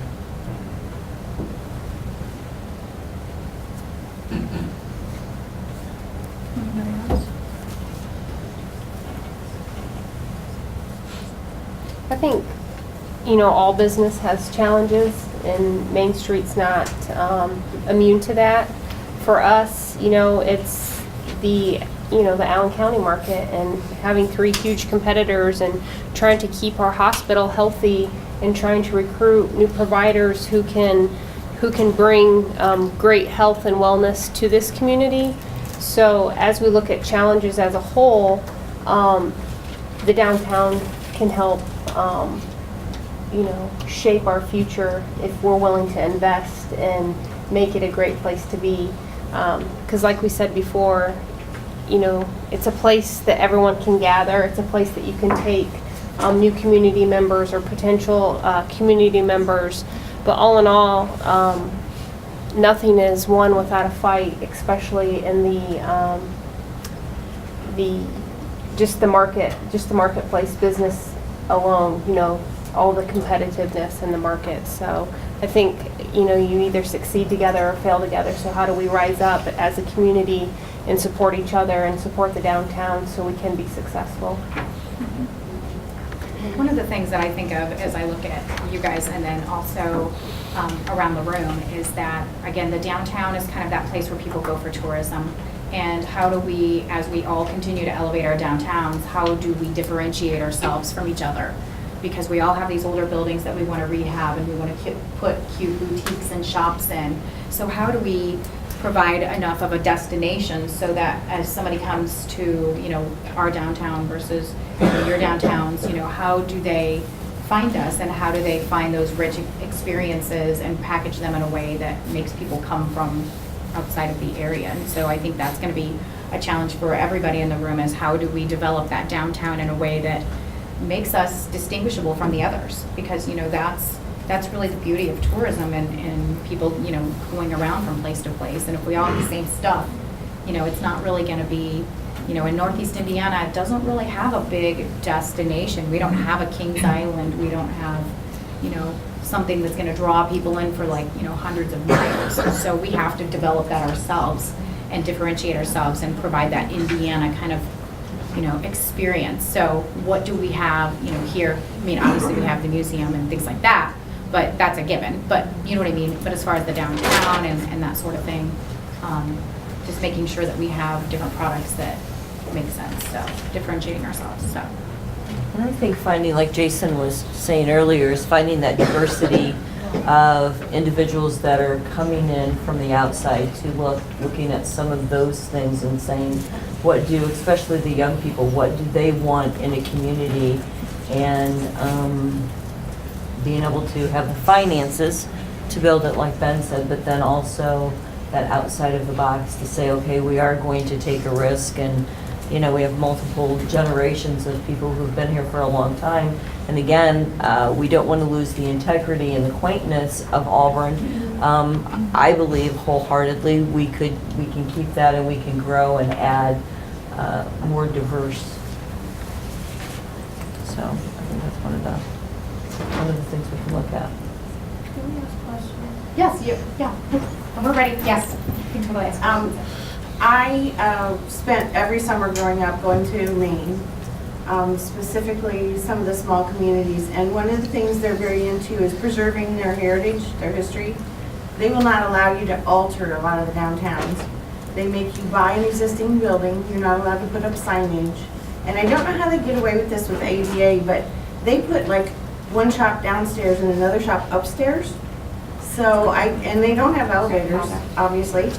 So, but it's very cute, glitchy, and it's a way to maximize their space. But Freeport is an excellent example. If any of you guys have ever been to Freeport, Maine, it's the home of Ella Bean. And I would encourage you to go to their website. It's an amazing example of preserving the heritage of the old downtown. And it's a beautiful place. But they are excellent example of standing the test of time. Somebody have a question? What is on there? And everybody's really excited about the tour, aren't you? We're not getting back to your office.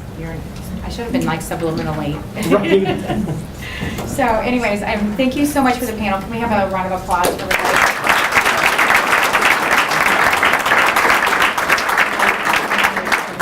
I think we easily could have had an hour with each one of them. So I thank you guys for your time today and for coming out to talk about our area. So what I think we're going to do is wrap things up and